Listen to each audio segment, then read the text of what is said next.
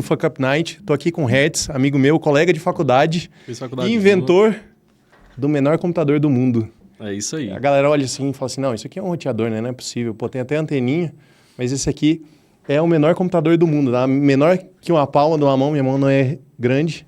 E, Hertz, queria que você contasse pra gente dessa sua jornada, como é que você chegou nisso aqui, né? Pode Perfeito. começar lá nos primórdios, mas parabéns aí pela jornada, né? A gente já se conhece tem mais de 10 anos. Isso. E seja bem-vindo aqui ao programa. Muito obrigado. Para mim é uma alegria fazer aqui parte desse podcast, quanto mais com o meu amigo aí de faculdade, que a gente fez faculdade junto, né? A gente começou a fazer engenharia básica junto.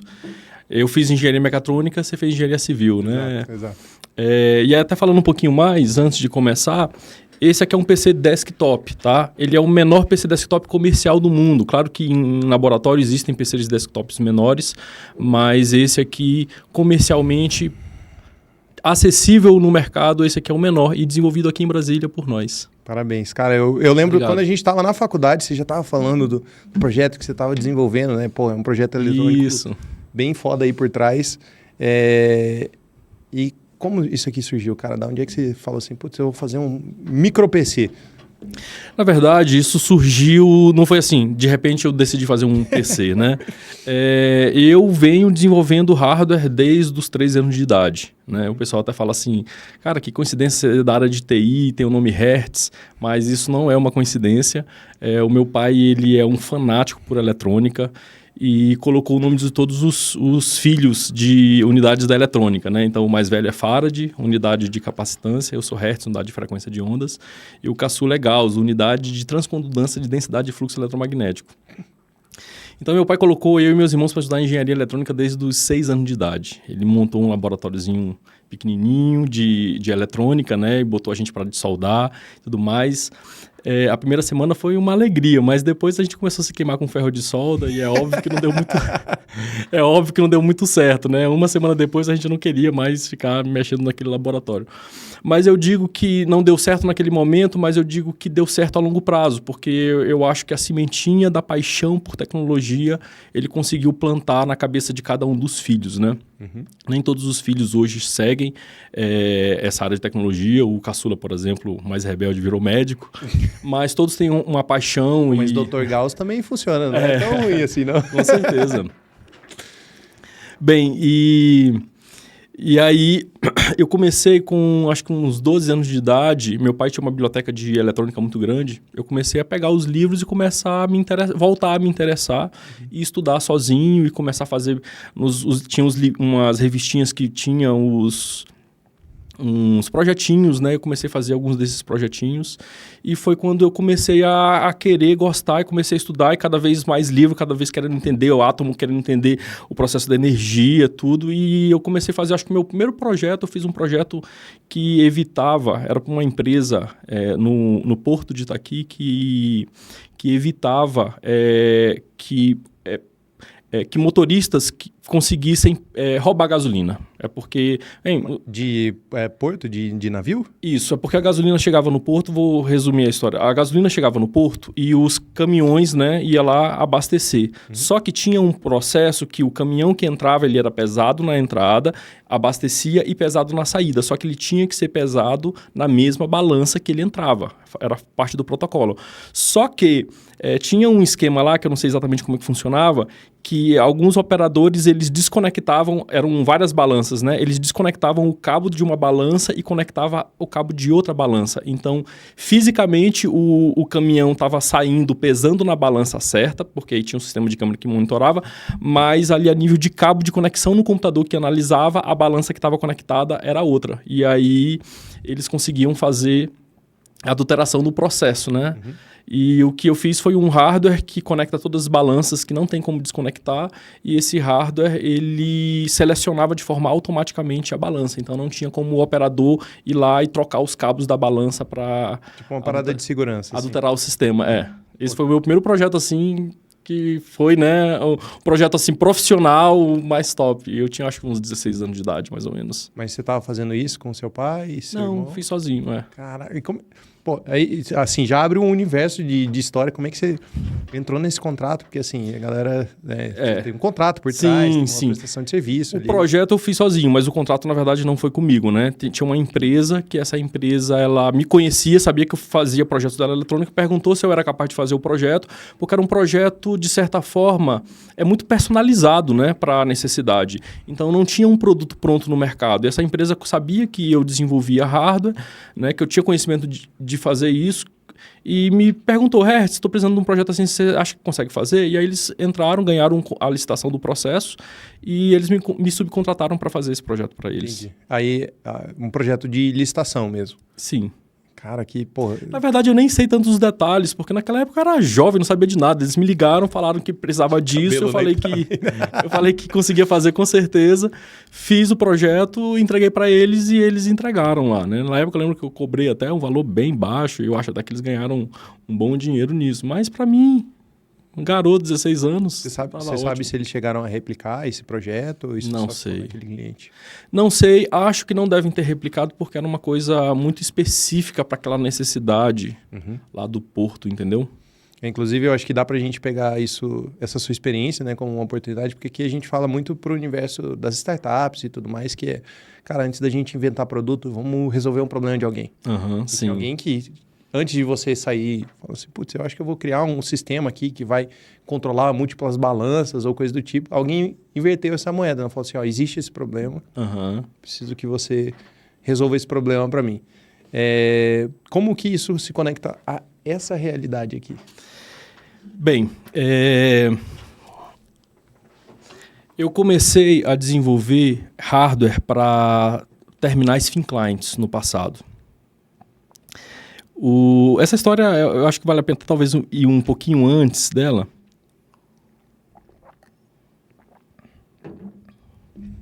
Que é o seguinte, eu trabalhava numa empresa, eu fui contratado para auxiliar na área de manutenção eletrônica e também auxiliar em projetos que uma outra empresa fazia, né? Eu não fui contratado como desenvolvedor, fui contratado como auxiliar eletrônico. Okay.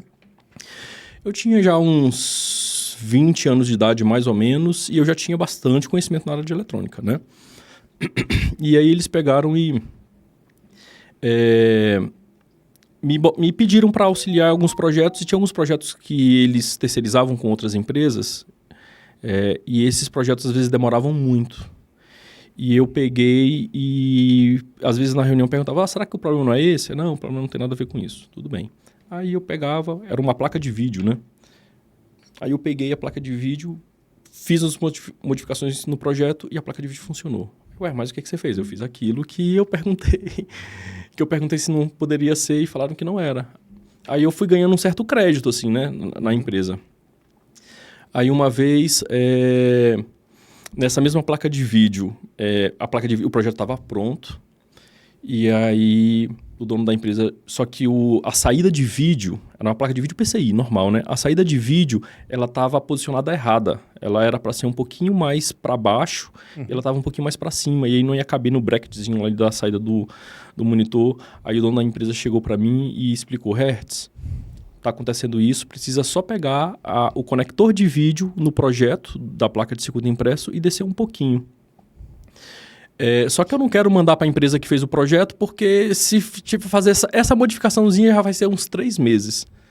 Aí ele perguntou se você consegue fazer. Aí eu falei assim, Luiz, eu nunca fiz nenhum projeto com mais de 4 layers, né? Porque essas placas eletrônicas, elas são várias camadas internas, né? Nem todas são, mas... normalmente, hoje em dia, no mínimo 2 e algumas mais complexas tem várias camadas internas. E aí eu falei para ele, Luiz, eu nunca mexi em nenhum projeto com camadas internas. Os projetos mais complexos que eu já fiz é com no máximo 2 camadas. Mas eu posso tentar fazer, se eu sentir confiança de que tá ok, eu te falo, né? Aí ele, então, tenta fazer aí, porque eu quero mandar isso aqui para produzir na China amanhã.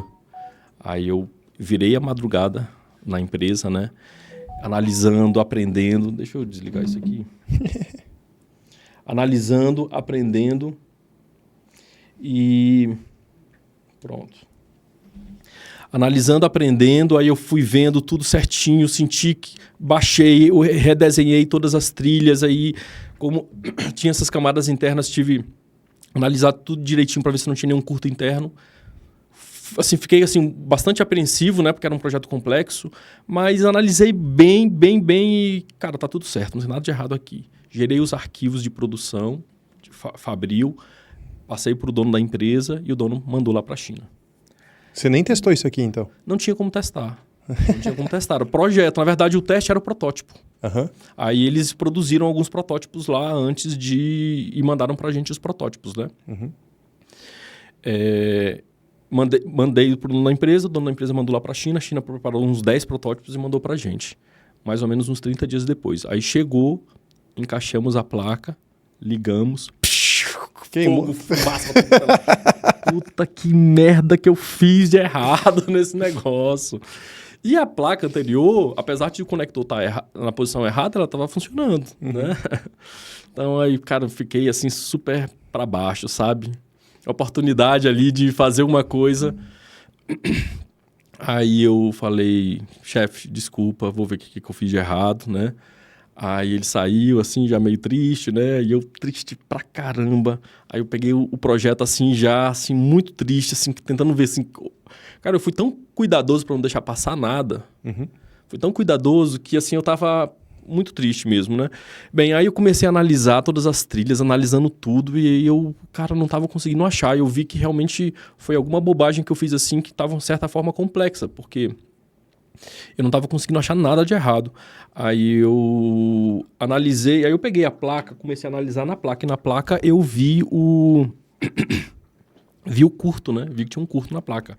Aí, só que o curto não estava no projeto. Aí eu, putz, já sei onde foi que eu cometi o erro. Na hora de gerar os arquivos de fabricação, eu botei os parâmetros, porque... quando você faz o projeto, você não manda o projeto para a indústria fabricar. Você gera uns arquivos, que o nome técnico é Gerber. Você gera esses arquivos e, a partir desses arquivos, você coloca lá nas máquinas de pick and place, nas máquinas CNC, e elas sabem o que fazer. Então, a empresa que vai fabricar o produto, ela não tem acesso ao projeto em si. É como se fosse um código de impressão, né? É como se fosse um código de impressão, exatamente. Claro que dá para fazer uma engenharia reversa, né, a partir desse código, mas é bem mais difícil, né, se você não tem um projeto em si. Então, por isso que é feito dessa forma. Bem, e aí eu peguei e analisei o arquivo que eu gerei para a produção, e eu analisei o arquivo e o arquivo estava tudo certo. Aí eu peguei, cara, eu acho que eu não errei, eu acho que quem errou foi a fábrica. Eu peguei e mandei um e-mail dizendo assim, olha, o erro tá aqui, tá um curto assim, assim, assado, mas os arquivos são todos corretos. Aí o chinês foi responder, desculpa, realmente você tem razão, foi erro de fabricação nosso. Aí eu, ufa, claro que foi um problema, né? Mas pelo menos assim, da minha parte foi Legal. tudo perfeito. Então, aí eu fui ganhando crédito com isso, né? Uhum. Mandaram novas placas, corrigiram... Mandaram novas placas sem custo nenhum para a empresa, com o problema corrigido, e aí testou, funcionou tudo redondinho, aí essas placas foram para produção. Essas placas de vídeo, elas são usadas em quase todas as escolas públicas do Brasil. Eu não sei se ainda é, mas na época foi um projeto de 2009, mais ou menos, e aqui, quem já viu aí aquele computador amarelinho nas escolas, esse computador, ele usa essa placa de vídeo dessa história desse projeto que eu tô falando. Então é bom que, assim, faz parte do jogo, né? A gente aprender, acerta, erra e tudo mais. Mas, pô, alavancou você, né? Te dá uma oportunidade de você entrar no projeto, experimentar, né? Você acertou ali, parecia que tinha errado, mas estava tudo certo. Uhum. E aí, depois, o que aconteceu? Teve um outro caso que... Bem, eu fui ganhando esses prestígios, né? Foi acontecendo essas coisas e fui ganhando prestígio nisso. E uma outra história boa é que tinha um produto que era vendido bastante no Brasil, e a gente fez uma venda, a empresa que eu trabalhava fez uma venda grande para o Canadá. E lá no Canadá o produto não funcionava, só funcionava no Brasil. Por quê? Ninguém sabia, né? Quando eles mandavam um produto para o Brasil para ser testado, e era um produto chinês, era um produto que se comprava pronto lá na China, vendia aqui no Brasil, Era um hub USB. O produto era um hub USB. E aqui no Brasil ele funcionava bem quando o lote que pegava o lote lá que foi para o Canadá, quando mandava para o Brasil, tudo funcionava, o problema não ocorria. Quando pegava produtos que estavam sendo usados há anos aqui no Brasil e nunca deu problema nenhum, mandava para o Canadá, não funcionava. E aí teve uma vez que a pessoa do Canadá pegou e falou assim: olha, não sei se tem alguma coisa a ver, mas uma vez eu notei que quando eu pego no produto e esfrego o pé no carpete, o produto trava. Aí, pô, será que é estática?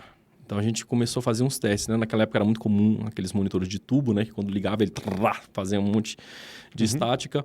Aí eu peguei o produto, encaixei um pendrive, botei para copiar e cheguei perto assim do monitor, né? Do vidro do monitor da tela. Quando eu cheguei perto, travou. Tá! E travou na hora. Ai, caramba, realmente é estática, né? Agora, como é que a gente vai fazer para resolver o problema da estática? Eu peguei, bolei um circuitinho, fiz uns esquemas, botei... só que antes disso, teve uma história interessante que isso foi relatado para a empresa que produzia e desenvolveu o produto. Eles fizeram várias coisas, fizeram umas blindagens, trocaram alguns componentes, alguns circuitos, mandavam os produtos para a gente testava e continuava sempre com o mesmo problema, né? Mas isso tinha a ver com... Porque assim, lá fora, né, Estados Unidos, Canadá, tem muito carpete no chão. Sim, tem muito carpete no chão. Ou temperatura. E Canadá, por exemplo, é mais seco, então é muito mais comum você ter problema de estática lá, né? Do que no Brasil, que é úmido, então normalmente a estática não acumula tanto, ela se dissipa logo, né? E aí eu fiz essa modificação no circuito, botei um circuito de proteção nas interfaces e botei um pendrive para copiar de novo, cheguei perto do monitor e eu assim até estava esperando que travasse, porque a tela do monitor antigo, ela gerava uma estática muito forte. Eu falei assim, o meu circuito não vai ser tão bom a ponto de proteger contra isso, mas talvez uma estática humana talvez já proteja, né? Que é diferente os níveis de estática. E aí quando eu cheguei ele perto do monitor, ele fez o primeiro tec, continuou copiando o arquivo sem travar. Aí eu cheguei e encostei. Tec. Continuou copiando. Aí eu... Continuou copiando sem travar um pouquinho. Eu falei, não acredito que eu consegui resolver esse problema. E aí funcionou muito bem. Peguei o projeto, o pessoal lá da China mandou o projeto do produto, eu alterei o projeto com as modificações que eu fiz e mandei de volta para eles produziram, foi para o Canadá resolver o problema. Eu ganhei muito prestígio com mais essa... Você fez tipo uma blindagem de estática no equipamento. Isso, só que eu fiz com circuito eletrônico, não fiz com chapa de metal, não fiz nada, entendeu? Inclusive...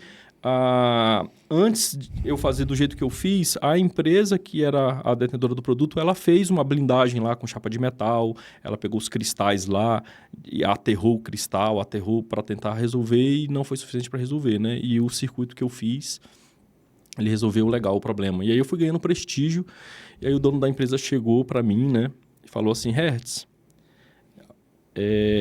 o processador x86, ele caiu a patente. E eu estou pensando em desenvolver um computadorzinho ultra compacto. E agora tem um monte de empresa chinesa, né? Tem um monte de empresa chinesa fazendo processador x86 com custo muito baixo, né? Que eram uns 486. Você lembra disso, né? Tenho nem ideia, porque eletrônica não é minha área. Antigamente, hoje a gente usa um PC que é um processador Intel Pentium, né? Pentium 4, quer dizer, são os i5, i7, né? i9.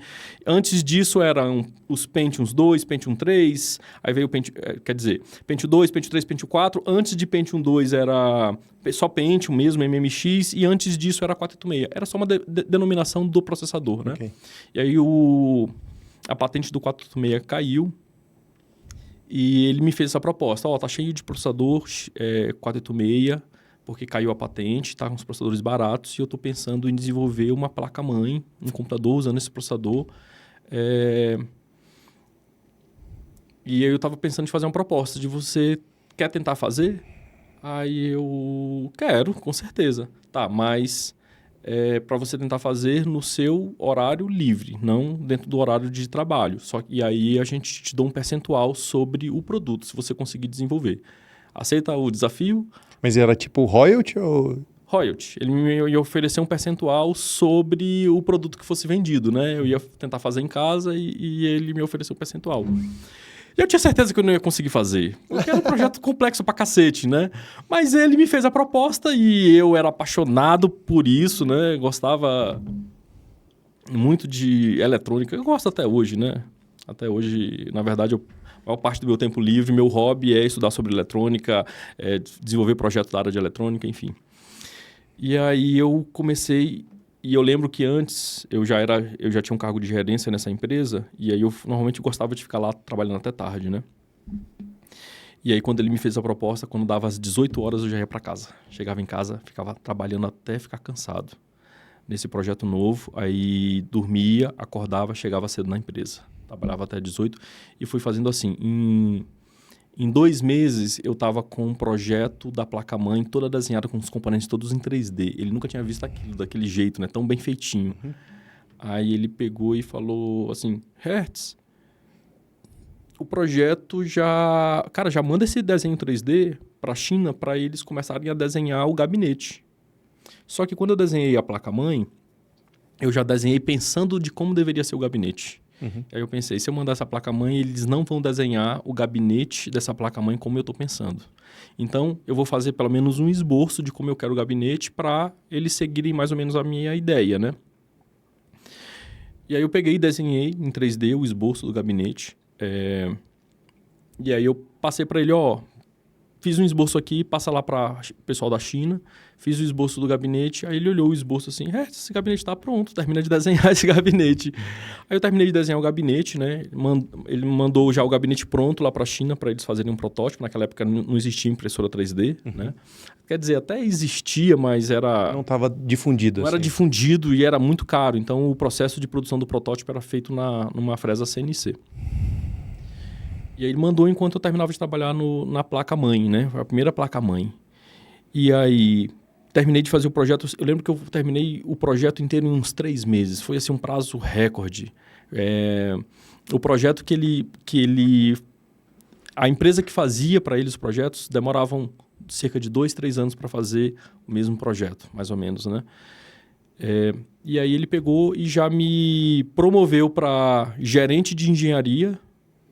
Na época, eu nem era formado né, nem tinha formação ainda, mas ele fundou o departamento de desenvolvimento de produtos lá na empresa e me promoveu. Você vai ser o gerente desse departamento. Eu não tinha nenhum subordinado, né? Era o único Era você e você mesmo. Mas a gente começou a desenvolver os projetos e começou assim, a dar muito certo. Os projetos começaram a ficar pronto muito rápido. Eu acho que ligado assim... O meu conhecimento que eu vinha assim, desde muito novo, né? E junto com uma paixão realmente de ficar em cima daquilo e ficar muito focado naquilo. Então, eu acho que eu acabava desenvolvendo as coisas muito rápido. E, bem, chegou a placa desse protótipo e aconteceu a mesma coisa que aconteceu com aquela história da placa de vídeo, né? Na hora que a gente ligou, saiu fumaça. Queimou tudo. Putz, merda. Só que eu já tinha bastante crédito, nem fiquei tão assim triste, né? Como foi na outra que eu tinha certeza que tinha algum erro meu. Essa eu até achei que era um erro meu também, mas faz parte, o projeto é complexo. Você acertar de primeira... acaba acostumando que faz parte do jogo, né? Faz parte do jogo. É muito difícil você acertar um projeto complexo de primeira. É muito difícil. Olha o Elon Musk aí, né? Teve que soltar 3 foguetes aí que explodiram para até acertar no 4º foguete. Uma bela numa equipe, muita bala na agulha. Muita bala na agulha, com muita experiência. Então, assim, eu sem experiência, não sei o que, tava muito aceitável, né? Faz parte do processo realmente. E aí... eu peguei, fui analisar e descobri que, na verdade, no processo de montagem, o chinês só montou alguns componentes invertidos. Foi lá de novo, no chinês. Foi lá de novo. Nem foi erro de projeto meu. Então... E esses componentes eram componentes de proteção. Então, nem precisava dele para funcionar. Eu só removi esses componentes, liguei, a placa já deu vídeo. E assim, esse foi meu primeiro projeto de placa-mãe de PC desktop, né? Proporcionalmente falando, quão diferente ele era desse modelo que a gente está vendo aqui? Olha, ele era muito compacto. Eu diria assim, em relação a tamanho, ele era mais ou menos umas 3 vezes maior, em volume, né? Em relação ao desempenho, é incomparável. incomparável. Aquele equipamento, ele rodaria o Windows XP, aquele primeiro que eu fiz. Esse aqui roda o Windows 10 normal. Uma coisa que acho que vale a pena falar é que quando você fala de hardware e o pessoal vê isso, o pessoal confunde isso aqui com Raspberry. Ah, mas você fez um gabinete para um Raspberry, desenhou uma placa-mãe de Raspberry. Para quem não sabe, o Raspberry ele é um computador compactozinho que ele, na verdade, não é um processador x86, não é um processador Intel. Então, ele não roda o Windows, por exemplo, no Raspberry, né? Não o Windows desktop. Ele tem até uma versão de um Windows lá, simplesinho, que roda nele. Mas isso aqui não é um Raspberry, isso aqui é um processador, é um PC desktop mesmo. Você instala o Windows, qualquer Windows aqui normal, sem fazer modificação nenhuma. Você baixa conecta na internet, você baixa você joga PC Gamer nele. Você joga jogo... Não dá pra jogar o PC Gamer muito poderoso, porque ele não tem uma placa de vídeo muito poderosa. Mas eu já joguei aqui, ó, GTA San Andreas roda nele. Caraca, pô, é muito potente. Crysis roda nele, uma versão mais antiga do Crysis, né? É um jogo bem pesado, roda. Então, assim, ele roda algumas coisas 3D, mas os jogos mais modernos ele realmente não vai conseguir rodar por conta da falta de placa de vídeo. Mas é só para dizer que ele é um PC desktop mesmo. Você vai instalar o Windows normal aqui, vai instalar os programas que você usa, vai instalar o pacote Office e vai usar como um PC desktop normal. Eu tive embora eletrônica não seja minha área, eu tive um pouquinho de experiência ali na Locking e tal. E o ESP, Raspberry, essas coisas assim, eu acabo vendo, passando ali por cima. Sim. E realmente, já mexi nisso aqui, é um computador de verdade, né? E é até incrível que, realmente, ele é muito pequenininho, muito compacto e a gente conseguir fazer tudo. Mas dentro da sua visão de como como a Etecnet se desenvolveu e tudo mais, quem que é o público-alvo disso aqui? Como o público-alvo é a empresa. Ele não é um computador feito para usuário doméstico, apesar de que nós temos clientes que são usuários domésticos. Mas o foco desse produto, quando eu desenvolvi ele, eu foquei muito para o mercado empresarial.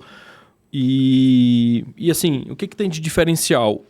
Quando eu comecei a desenvolver, eu comecei... Na verdade, eu trabalhei minha vida toda na área de informática, tecnologia, essas coisas, né? E é muito comum nas empresas, na verdade, usarem computador doméstico. Na verdade, a maioria dos computadores que a gente usa nas nossas empresas, na nossa vida, são computadores domésticos.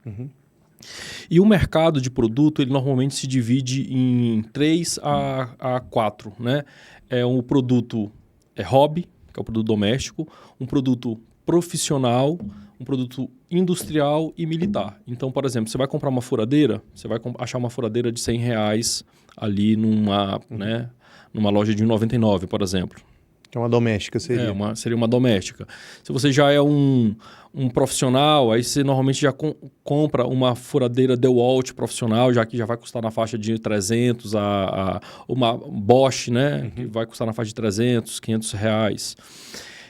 Se você for uma indústria, normalmente você compra uma furadeira industrial, que já vai custar na faixa de R$2.000 e poucos. E dependendo da aplicação militar, você vai comprar uma furadeira militar, que já vai custar uma outra... Fura um tanque.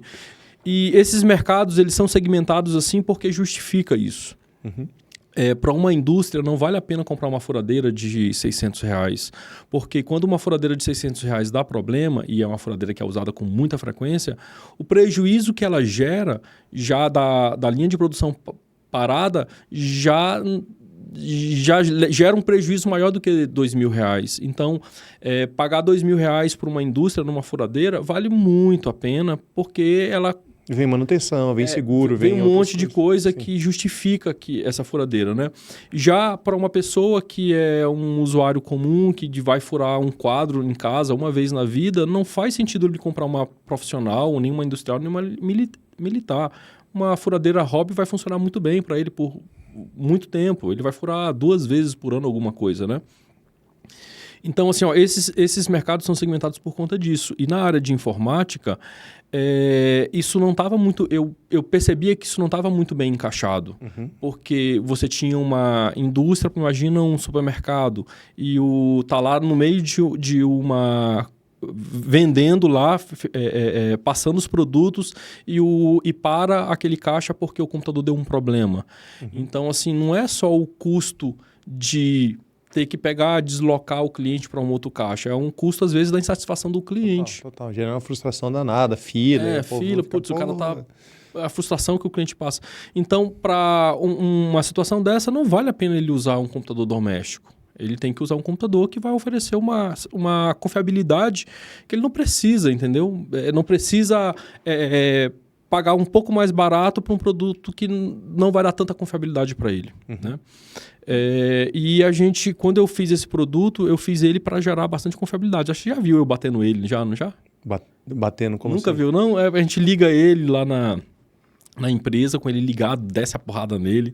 Fisicamente? Fisicamente, Caraca, deve ter estourado.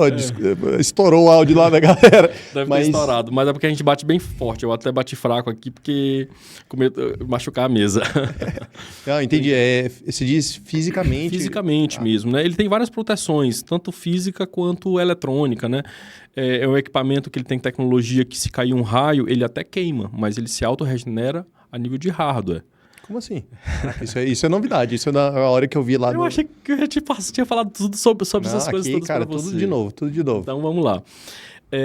A maioria dos equipamentos, caiu um raio, queimou, ele vai ficar queimado. Esse equipamento não. Se cair um raio, ele até queima, porque contra raio não existe proteção perfeita. Mas esse equipamento, ele se auto-regenera a nível de hardware.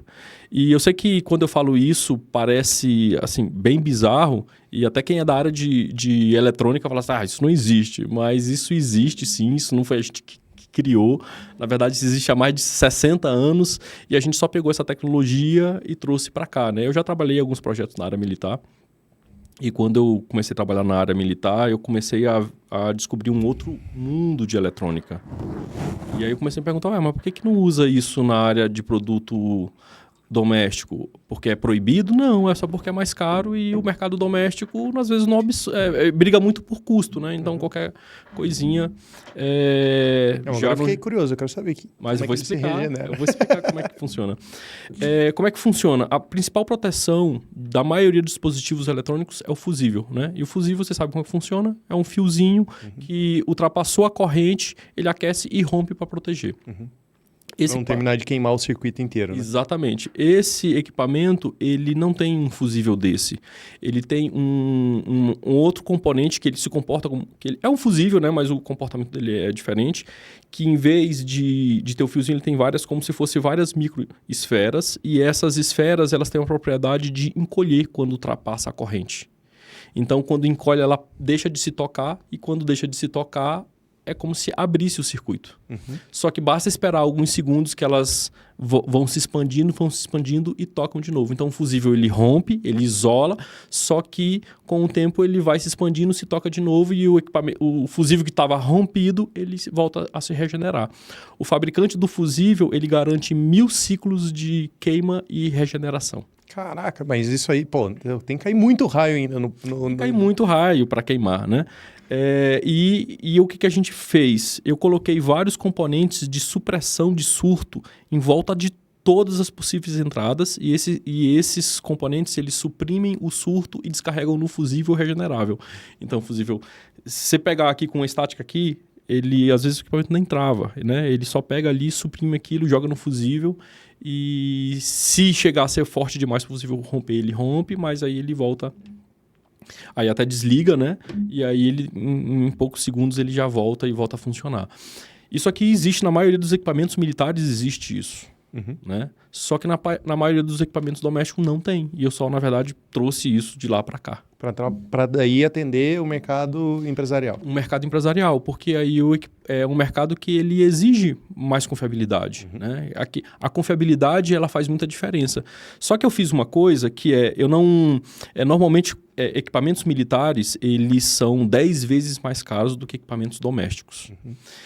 E eu fiz uma coisa que torna esse equipamento... Só que também são 10 vezes mais confiáveis, 10 vezes menos propenso a falhas, né? Porque os componentes militares, eles são bem mais robustos.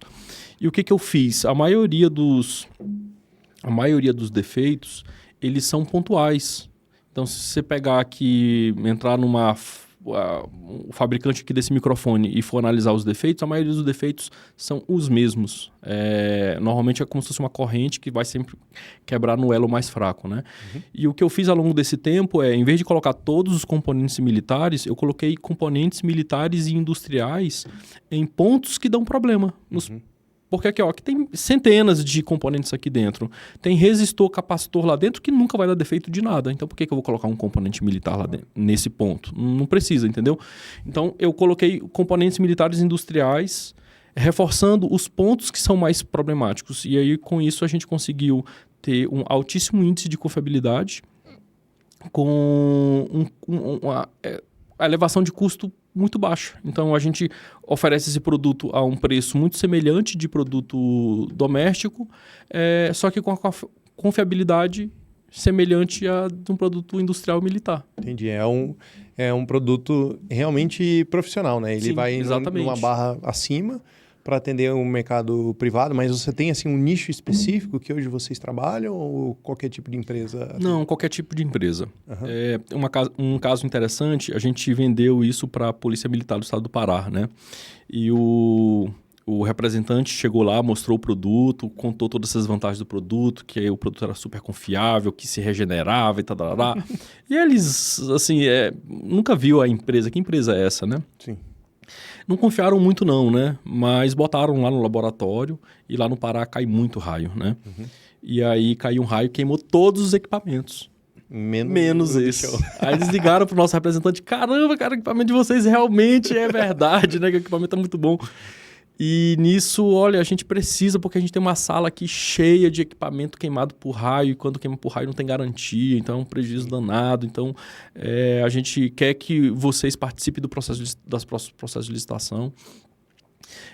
Aí eles testaram tudo e a gente acabou ganhando o processo de licitação lá, né? E a gente vendeu muitas unidades lá para eles. Cara, muito, muito show de bola. Assim, eu gosto, minha área é comercial, né? Eu gosto de falar de cliente. Me diz uma história aí que você diz, cara, esse cliente aqui deu BO. Olha, graças a Deus a gente quase não tem histórias como essa. A gente tem uma parceria com os nossos clientes, a gente tem um relacionamento muito bom com praticamente todos os nossos clientes. E um dos poucos casos que a gente teve foi bem no comecinho da empresa, que a gente ainda estava se reafirmando a marca, estava ainda se posicionando no mercado. E a gente foi numa feira, acho que no Ceará, e teve uma pessoa que olhou lá o produto e achou fantástico, assim, maravilhado com o produto, quis comprar na hora e ele passou o cartão lá na hora, né? Uhum. Passou até o cartão da esposa, que o cartão dele parece que não estava lá, e passou o cartão, já pegou o produto e foi. E aí, ele comprou parcelado, né? Uhum. Não lembro quantas vezes foi, acho que umas 6 vezes. E aí, na segunda parcela, ele pegou e cancelou a compra. E, inclusive, parte do dinheiro da primeira parcela foi restituída, né? Uhum. Aí a gente... Putz, o cara acho que esqueceu o que foi. A gente não sabe. Só que a gente tinha o telefone dele, o WhatsApp, e foi ligado para ele e ele não atendia, né? A gente entrou em contato com a empresa do cartão, falou, esse cara aqui comprou e cancelou, levou meu produto e agora eu vou ficar no prejuízo. A empresa não ajudou, ela pediu o comprovante de entrega, né? Uma nota fiscal ali. Não, a nota fiscal tinha, a gente mostrou a nota fiscal, mas além da nota fiscal, eles exigiram um código de rastreio. Só que não tinha código de rastreio. O cara pegou dentro da feira. E aí a gente, no final das contas, ficou no prejuízo, tentou entrar em contato com o cliente várias vezes e viu que o cliente, assim, no final das contas, a gente percebeu assim, que ele foi de má fé mesmo, sabe? Cara, eu vou falar pra você que talvez não tenha sido, porque mais ou menos umas 2 semanas atrás aconteceu isso aí comigo. Assim, inclusive, meu pai estava envolvido nessa história. Eu fui comprar um tablet para minha esposa. E aí eu precisava parcelar a compra e tal. E aí eu negociei com meu pai e falei, pai, compra isso aqui para mim, tal. Vou te mandar um link de cobrança online. Ele fez o pagamento online. E aí, tipo assim, foi uma mutreta que eu fiz. Eu comprei de um amigo, aí peguei o link de um outro amigo para pegar crédito e tudo mais para fazer, para poder pagar parcelado, porque o cara que eu tava comprando, ele tava querendo o dinheiro à vista e tal. E aí, meu pai, super show de bola. Aí ele pagou online, dividiu lá em 10 vezes e comecei a pagar meu pai. E aí, quando virou o mês, que caiu no cartão de crédito, apareceu lá uma cobrança de Lusiânia. A gente tá em Brasília e meu pai tá no Paraná. Sim. Aí ele falou assim, cara, eu não fiz compra de R$2.000 em Lusiânia. E cancelou a cobrança. o pagamento que ele mesmo tinha feito, não reconheceu. Não lembrou. Mandou cancelar e tal. Aí o cara que eu comprei o tablet, não sei o quê, entrou em contato desesperado. E o pior que nem foi o cara que eu comprei o tablet, porque o cara que eu comprei o tablet, eu fiz o Pix à vista pra ele, eu paguei à vista. Mas o cara que eu usei a maquininha de cartão ligou lá, cara, pô, você cancelou aqui a minha compra, o que foi que aconteceu? E não sei o quê, pô, eu tomei um prejuízo aqui, porque... Sim. Eu falei, não, tal, peraí, deixa eu ver o que aconteceu. Eu liguei pro meu pai e falei, pai, o que aconteceu aí e tal? Ele falou, então, eu cancelei, só que eu não sabia o que era. Então, assim, meu pai hoje tá com 60 anos, abraço, pai. A gente resolveu essa questão, inclusive, mas foi, cara, eu juro pra você, não foi na má fé. Na maldade, né? Foi uma fatalidade. Foi uma fatalidade. Ele cancelou, aí depois a gente fez um outro link, deu um trabalho danado e tal, pedi super desculpa pro cara que fez esse trâmite, porque o cara que passou a maquininha de cartão não tinha nada a ver com a sua. Ele me, entre aspas, emprestou o fez crédito. Meio de campo ali para acontecer a negociação. Exato. E aí então assim, aconteceu comigo muito parecido, só que eu tinha um contato que era o meu pai. Eu falei, pai, pô, vamos fazer de novo. Eu mandei outro link para ele pagou de novo e tal. Já não dava mais tempo de não cancelar, porque vai direto na maquininha de cartão. Ele perdeu o cartão de crédito dele por conta disso, porque quando você cancela, você perde o cartão inteiro, né? Cancela tudo. Deu um prejuízo para todo mundo. Assim, não financeiro, deu um prejuízo de burocracias no meio do caminho. O cara demorou 5 dias para receber, mas deu tudo certo. Então... Pode ser que no caso dele lá também tenha sido isso. Mas no caso dele lá, eu tenho certeza que não foi, porque quando a gente mudou de número, em vez de ligar do número da empresa, a gente ligava de outro número, ele atendia, aí ele falava, não, vou resolver, não sei o que. E aí já bloqueava aquele número e não atendia mais aquele número. Então, nesse caso, era mutretagem mesmo, entendeu? Tudo bem, faz parte do jogo. Tá. Aí, vocês começaram a atender e como foi a evolução do produto? Assim, como essa questão de feedback, evolução, eu sei que você já deve estar numa versão mais evoluída, inclusive, que esse aqui, né? Que você comentou comigo. Mas, na visão da empresa, como é esse passo a passo de desenvolver um produto, colocar a primeira versão na rua e ir melhorando ele, né? Porque eu imagino que tem todo um desafio, tem feedback do cliente, o cliente fala assim, olha, puta, isso aqui deu BO, não tá dando certo e tal. Como é que é a visão de vocês em relação a isso? Bem, na verdade, essa parte a gente não acha... Assim, depois que você tem uma certa... Depois que você se acomoda no mercado, eu acho essa parte uma parte simples. E eu diria, assim, até uma parte bem interessante, porque quem conhecer o nosso produto, quem conhece o nosso produto e quem tiver a oportunidade de conhecer ele, vai ver que ele tem umas inovações, assim, fora da curva, assim, sabe? Por exemplo, eu falei da autorregeneração, é uma inovação que eu considero fora da curva, apesar de que produtos militares têm, mas a gente trouxe isso para o mercado convencional. Ele tem uma outra inovação, que a gente criou uma tecnologia que a gente chama de EtecNet Disk Protect. É uma tecnologia que garante que o Windows nunca dê problema. Você nunca mais vai precisar formatar uma máquina que você está com a tecnologia EtecNet Disk Protect habilitada. E assim, da onde vem essas ideias, e a coisa que eu acho mais interessante, a maioria dessas ideias não é mérito nosso da EtecNet, é mérito do nosso cliente. Legal. Porque eu acho assim que o nosso mérito é ir no cliente e ouvir, né, o que ele tem para falar. E esse caso foi um caso onde a gente fez uma venda para uma concessionária da Honda. E aí eu fui lá para fazer, né, conversar com o cliente, ver o que ele estava achando, e o cliente falou assim, olha, Hertz, estamos achando sensacional o produto de vocês, depois que a gente trocou os nossos computadores pelos computadores de vocês, a gente praticamente zerou o problema de hardware, a única coisa que continua igual são os problemas de software, né, então é o Windows, é o usuário que pega vírus, não sei o quê. Aí eu falei assim, ele falou assim para mim, se vocês resolvessem um problema do Windows, vocês iam ter o computador perfeito. Aí mas aí não tem jeito, né? Porque aí nossa, a empresa não é nossa também. Né? Já foge da nossa alçada. Vou ligar pro meu amigo Bill Gates aqui e falar, então, o Windows aqui precisa ser perfeito. Isso. Só que eu fui com aquilo pensando para casa, né? Putz, cara, como é que resolveria o problema do Windows? E eu lembrei que eu tinha um pendrive, que ele tinha uma chavezinha que eu alternava essa chave e o pendrive ficava no estado somente leitura. E isso era ótimo, porque o pendrive do jeito que estava, ele ficava. E era uma época onde... Esse pendrive eu tinha numa época que era muito comum vírus de pendrive. Você botava o pendrive numa máquina e o vírus já detectava e se copiava para o seu pendrive, apagava seus arquivos e se copiava com o nome dos arquivos e tudo mais, era uma chatice. Aí toda vez que eu ia botar o meu pendrive com uma máquina desconhecida, eu botava lá como somente leitura e não tinha risco de ter nenhuma modificação no disco. Como o hardware é um projeto nosso, eu consigo fazer isso no HD. Só que se eu fizer isso, o Windows vai parar de funcionar, porque o Windows está toda hora gravando no registro, gravando em arquivo, criando log de tudo. Então eu não daria certo. Aí eu pensei, será que eu consigo interceptar as tentativas do Windows de gravar no disco e jogar isso para uma memória virtual temporária? Aí eu fiz algumas experiências e começou a ser assim, interessante. Eu comecei a investir nisso e a gente desenvolveu uma tecnologia que o que ela faz é isso, né? Quando o Windows tenta gravar no disco, ele intercepta essa tentativa de gravação e joga numa memória virtual. E então, na verdade, quando você bloqueia o disco, nada altera. Então, depois que você instala tudo, instalou a impressora, instalou tudo, deixou tudo funcionando, você cria uma pastinha de rede para o usuário para ele salvar todos os documentos nessa pasta de rede e habilita o Ethernet Disk Protect.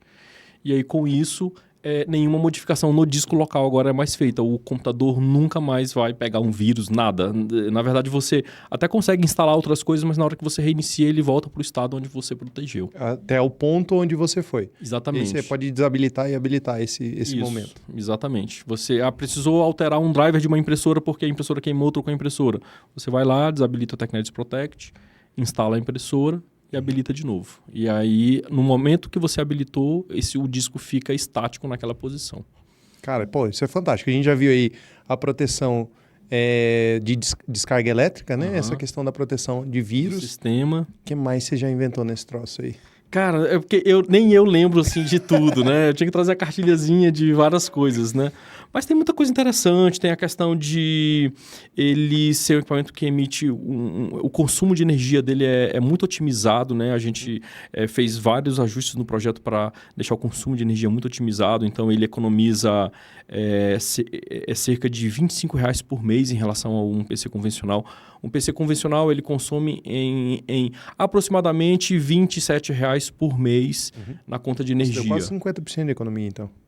Esse equipamento fazendo as mesmas coisas, ele consome cerca de R$1 por mês. Não, então 90%.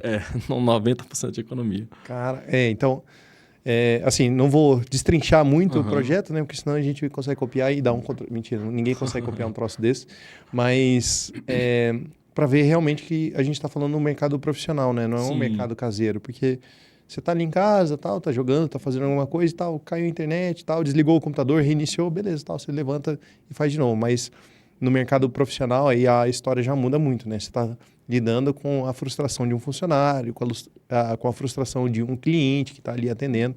E, pô, dá para ver realmente que o projeto, ele abrange, né? Ele dá uma volta muito maior, né? Sim. Você consegue enxergar outras relações, né? Enxergar a relação profissional que a empresa tem de querer cuidar do funcionário dela, porque é um saco, né? Você tá ali trabalhando, pô, deu um pau, aí desliga tudo, aí você, caraca, eu tenho que reiniciar o computador, eu perdi todos os arquivos que eu tive que fazer aqui.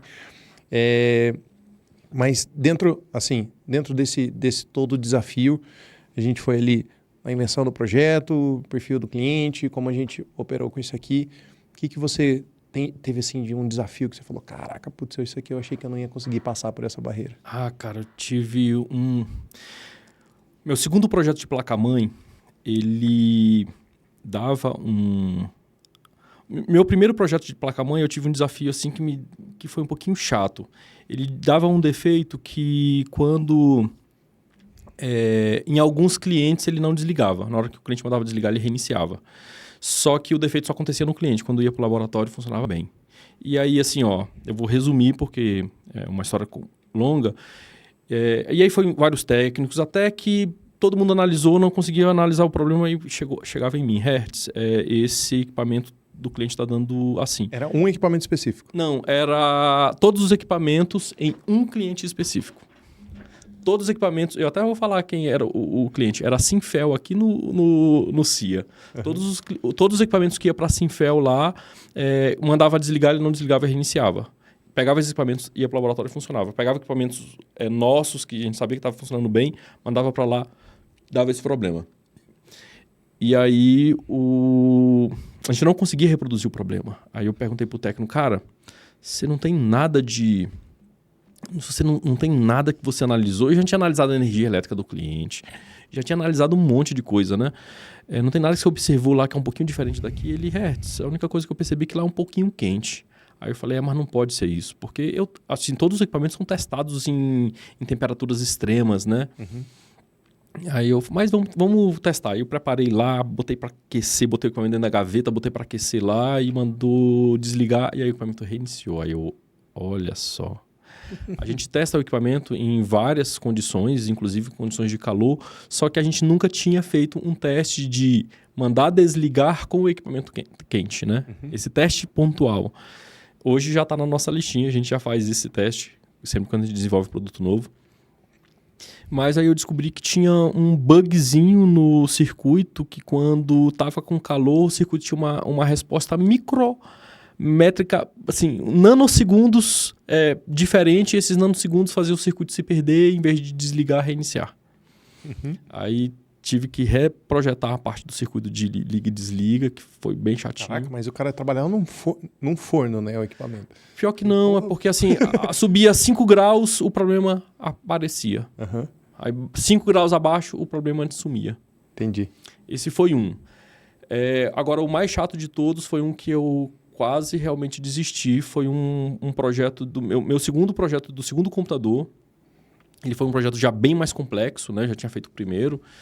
E esse projeto, ele começou a dar um defeito que ele, esporadicamente, o computador travava. Só que não era uma travada normal do Windows, era uma travada de um errinho de projeto de hardware mesmo, sabe? Uhum. E era esporádico, alguns clientes às vezes passavam um mês e davam uma travada, e outros clientes travavam às vezes 3 vezes numa semana. Então era um defeito extremamente difícil de reproduzir, era um defeito intermitente, né? Você não tem como ficar monitorando ali 24 horas até dar pau. Vamos reproduzir o problema para monitorar. Não tem como, tem que esperar ele acontecer. E esse problema foi um dos problemas assim que eu quase desisto. Assim, eu falei assim, ferrou. Vou ter que recolher todos os computadores que foi vendido para todos os clientes e ferrou. Porque eu não sei mais o que fazer, E eu analisei, até que chegou num ponto assim que eu peguei e eu não tinha com quem perguntar. Uhum. E assim, esse nível de projeto que a gente faz, eu não tenho muito, às vezes, assim, quem que eu vou perguntar aqui no Brasil? Quem são as outras pessoas no Brasil que desenvolvem placa-mãe com um projeto desse nível de complexidade? É raríssimo, né? Uhum. Aí eu não tinha com quem pedir ajuda. E aí eu comecei assim antes de desistir, eu pensei assim, eu comecei a criar algumas hipóteses do que poderia ser. Aí eu comecei a criar hipótese A, hipótese B, hipótese C. Só que eram hipóteses tão complexas que não tinha como você experimentar. Eu comecei a fazer tentativa e erro. Fazer isso. Cara, se for isso, se eu fazer essa alteração, pode reduzir esse problema. Se eu fizer essa alteração tal, pode aumentar o problema. Vou dar um exemplo. Pode ser um erro de impedância do roteamento de memória. Acho que isso é um pouquinho técnico, né? Ok, demais. Imagina, eu vou simplificar o seguinte. Imagina uma interferência que poderia estar dando no circuito da memória. Ok. Uma interferência bem sutil, que se você alterasse o circuito, ele pode aumentar ou pode diminuir. E aí você não sabe exatamente como você tem que alterar para aumentar e diminuir. Então eu tive que fazer algumas tentativas e erros. E no final, na verdade, era esse o problema. Na primeira hipótese que eu criei, eu fiz umas alterações no circuito e o problema resolveu. A gente botou vários equipamentos para ficar rodando bastante tempo. E o problema resolveu. 100%, e aí a gente fez uma alteração no circuito e resolveu o problema de 100%, né? Só que esse foi foi o último problema que eu tive, assim, que eu me senti muito inseguro de resolver. Uhum. Depois desse projeto, eu não tenho segurança com projeto nenhum. Às vezes o pessoal chega com um projeto mirabolante, estou precisando fazer isso, assim, tudo bem. Eu não tenho mais medo de projeto nenhum, não importa a complexidade do projeto, né? Uhum. Claro que tem projetos que eu tenho bastante experiência de fazer, então eu já sei até por que caminho traçar, e tem projetos que eu nunca fiz nada parecido, e aí eu tenho que parar um pouquinho para pensar. Mas eu acho que esse foi o último projeto que eu ainda senti alguma insegurança. Uhum. Depois desse, acabou a insegurança de qualquer projeto. Cara, legal que a gente vai aprendendo, né? Eu acho que o ponto alto aqui é que todo mundo erra, né? Faz parte da evolução da vida a gente testar, aprender, corrigir, putz, não deu certo, testa de novo e, né, às vezes até não desistir, né? Ficar naquela resiliência e realmente aprender, né? Com a evolução do projeto que a gente está fazendo e tudo mais, não deixar a peteca cair, né? Eu acho que isso é bem legal, mas independente do tamanho da empresa, independente do nível de complexidade, a gente fala muito sobre a ideia do MVP. Cara, MVP não é para fazer o teletransporte já funcionando. Cara, testa um pedacinho e disso aqui você vai evoluindo e ouve o cliente. A demanda do cliente tem que guiar você. Tem muita gente que fala que o dono da empresa é o dono da empresa. Na verdade, o dono da empresa é o cliente que tem que guiar você, né? E foi legal que você trouxe muito exemplo de a orientação do projeto de vocês foi baseada em que o cliente estava sugerindo ou pedindo ou às vezes até reclamando, olha, estou precisando dessa ajuda e tudo mais. E como a gente faz para guiar a nossa empresa, né, o nosso projeto em cima disso aqui. Pensando ali em cima da iTechNet. Além disso aqui, o que mais que vocês aprontam? Eu vou até pegar um gancho ali do que você falou, que eu normalmente falo, quando eu falei que, na verdade, o mérito é do nosso cliente, né? E eu digo assim, que o mérito que a gente tem é ter a competência técnica para criar uma solução para aquela dor do cliente, mas a maioria do mérito das ideias, eles normalmente vêm do cliente e eu acredito que, como nós somos uma empresa de desenvolvimento pequeno, próximo dos nossos concorrentes, né? Nosso concorrente é Dell, por exemplo, né? Uma empresa gigantesca. A gente consegue ouvir o cliente estar lá e eu acho que isso é o maior mérito que a gente tem. E a gente tem tirado ótimas coisas. Tem uma história que eu acho fantástica, que nesse projeto, naquele projeto que eu falei que é usado naqueles computadores amarelinhos, eu desenvolvi muita coisa naquele projeto dos computadores amarelinhos, né, que usam nas escolas públicas do Brasil quase inteiro. Eu desenvolvi aquele monitor amarelinho que usa nas escolas, eu que desenvolvi ele.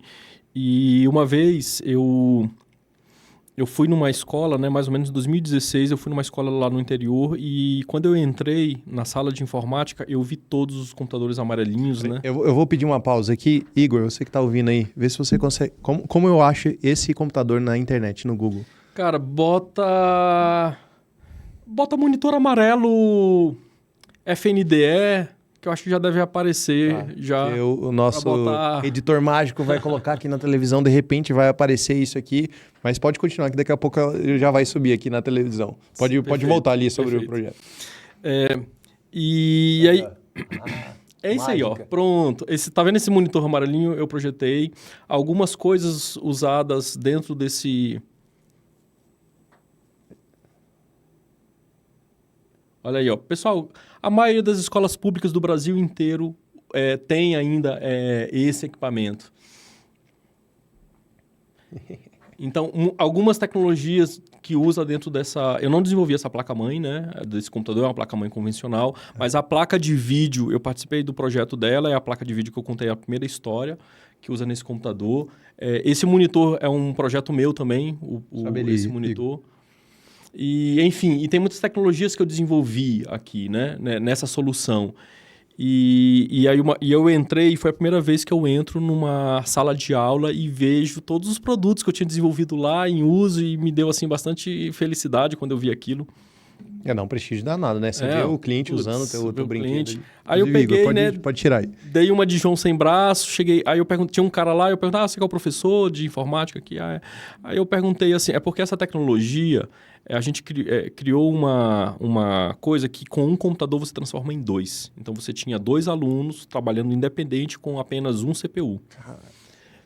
Dois monitores, 2 teclados e tal? 2 teclados, mais um único CPU. E a gente chamava isso de multiterminal, né? E aí eu falei lá com o professor, tô vendo que você tem... Tô curioso aqui, tô vendo que você tem um computador e você tem 2 monitores. Cadê o outro computador do outro monitor? Aí o professor, não, isso aqui chama-se multiterminal, né? Aí ele começou a me explicar como é que funcionava, né? Aí eu aqui, né, dando aquela de João sem braço que não sabia de nada, né? Comecei a ouvir, né, ele explicando. Aí eu perguntei, isso é legal? Aí ele não. Você diz legislação. Legal assim, legal não é nem legislação. Assim, se é um produto bacana, né? Nesse sentido. Não, é um produto muito bom, porque assim, reduz espaço da sala de aula. Você com menos custo, você consegue botar mais computadores para mais alunos. Aí ele falou isso, né? Aí eu, beleza, né? Só que eu queria, assim, ouvir, assim, de forma sincera, honesta, né? Uhum. Aí eu falei, caramba, cara, quando eu voltar lá para Brasília, eu vou comprar isso para minha empresa todinha. Aí eu perguntei assim, posso comprar sem medo, né? Você me garante, né? Aí quando eu falei isso, ele abaixou a cabeça e falou assim, cara, isso é uma merda. Aí eu, é mesmo? Por quê? Aí ele falou assim, porque toda vez que falta energia, corrompe o sistema, aí eu tenho que instalar o Linux, aí esse Linux aqui é um Linux antigo. Aí ele começou a falar, aí eu, é mesmo, e o que mais?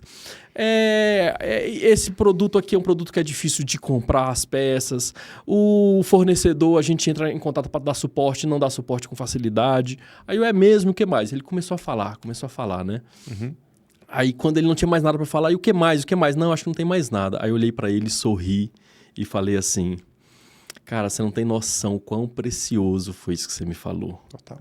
Aí ele ficou assim curioso, né? Porque ele já estava curioso porque eu estava assim, acho que bastante questionador, né? Perguntando muito. E quando eu assim sorri e falei assim para ele assim com um tom de alegria, né? Aí ele, mas por quê, né? Aí eu falei assim, vou te falar a verdade. Eu desenvolvi essa tecnologia. Aí ele já fez aquela cara de vergonha, né? Eu falei, calma, não precisa ficar com vergonha. Tudo que você falou são coisas que a gente poderia ter resolvido com facilidade no laboratório. Só que a gente não sabia. E a gente... É uma realidade muito diferente do laboratório para o campo. Lá no laboratório, a gente tem uma energia perfeita lá em Brasília, todo o aterramento, com estabilizador, com no-break, que não reflete a realidade de vocês. Agora, se a gente soubesse disso antes, a gente teria feito uma tecnologia que você pode desligar, pode não sei o que não vai corromper o sistema, pode, às vezes, um aluno detonar de forma intencional que não vai dar problema e tudo mais. Aí eu fui explicando para ele, né? E ele, não, interessante. E aí eu saí daquela escola com o seguinte pensamento, né? Eu preciso recriar essa solução, resolvendo todos esses problemas. Mas agora eu vou no campo, né? Eu vou no campo perguntar para os professores, perguntar tudo, eu quero saber de tudo, eu vou criar uma solução para resolver. Eu criei. Hoje em Santa Maria tem uma escola que já está há 1 ano lá rodando com uma solução que eu recriei para resolver todos esses problemas, né? Então lá o aluno chega, deleta tudo, o professor só desliga o disjuntor, liga de novo e tudo volta para o ponto exatamente onde protegeu. Usando uma das tecnologias é o Ethernet Disk Protect, né? E a coisa que eu estou comentando estou comentando essa história para comentar um detalhe que foi uma coisa que eu jamais imaginaria. Na conversa com os professores, eu perguntei assim, qual que é o seu principal problema? E um dos coordenadores lá, inclusive, acho que você conhece ele, o Guilherme. O Guilherme que estudou junto com a gente em engenharia. Eu lembro de 2 Guilhermes que estudaram. Guilherme Sanglard. Eu sei quem é. Sabe quem é, né?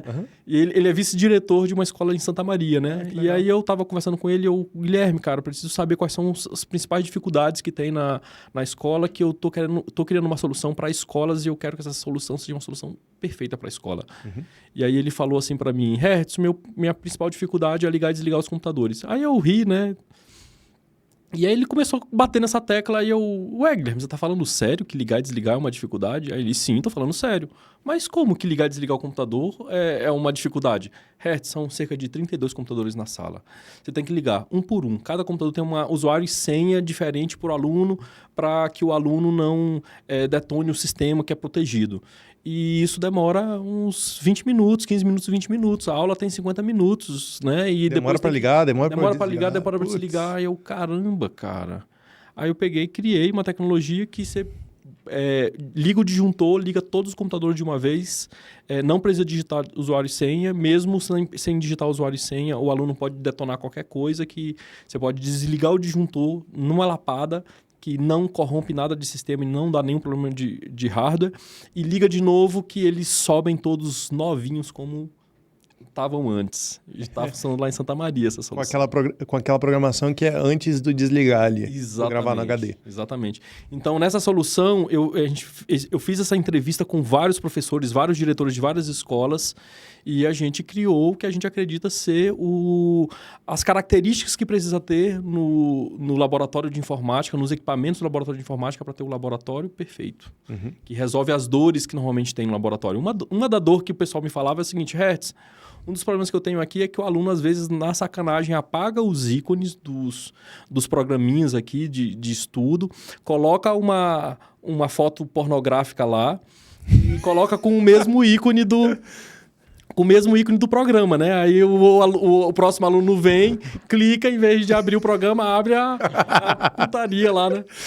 E isso era o tipo de problema que tinha, né? E aí, com isso, não, o professor mudou de turma. Eu já fui moleque, estudei escola também, a gente fazia essas idiotices. Fazia isso aí. Vergonha. Desculpa mãe, desculpa pai, mas sim, já fizia mesmo. A nossa quinta série que nunca sai da gente. Né? Pois é. Então, nessa solução não tem mais esse tipo de... Não dá mais fazer esse tipo de sacanagem, né? Legal, legal. Outra história muito boa é uma história de um problema que eu ajudei a resolver lá do ar-condicionado da presidência. Eu acho que eu comentei sobre ela com você. Você começou, mas ficou de segredo para os bastidores. Ó, para a galera que não sabe, tem bastidor também. A gente senta, bate papo antes de começar a gravar. A gente troca uma figurinha, fala sobre o projeto. Né? Tem muitos anos que eu não vejo o Hertz. E aí ele falou assim, olha, tem uma história e tal, não sei o que, do ar-condicionado. Eu falei, peraí, não me dá spoiler não, conta aqui na mesa, ao vivo, gravado. Todo mundo sabe que é gravado, então manda bala. História da presidência. Eu tenho um amigo, Fernando, que fez engenharia também, com a gente, só que ele era de um semestre até mais anterior que o nosso. E ele trabalha na presidência, né? Trabalha na área de manutenção. O chefe da área de manutenção na época era o Erivelto. E eles estavam com um problema que os ar-condicionados da presidência da República estavam com... Lá é uma rede de ar-condicionado, né? Um sistema extremamente sofisticado.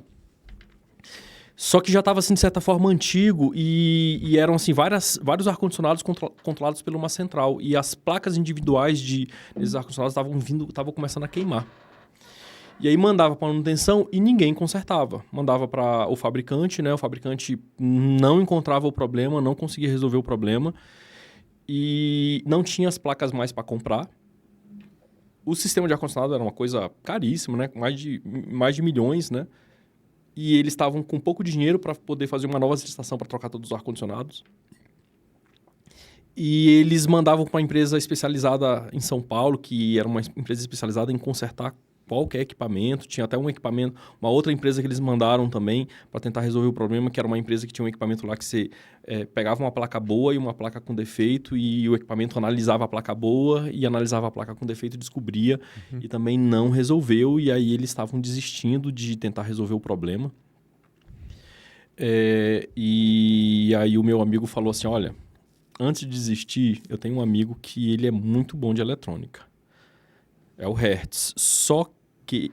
E assim, eu acho que vale muito a pena fazer uma tentativa com ele, antes de desistir de consertar essas placas. E o sistema lá já estava assim no limite. A maioria dos ar-condicionados já estavam com defeito e estava no limite da capacidade do sistema, né? Então...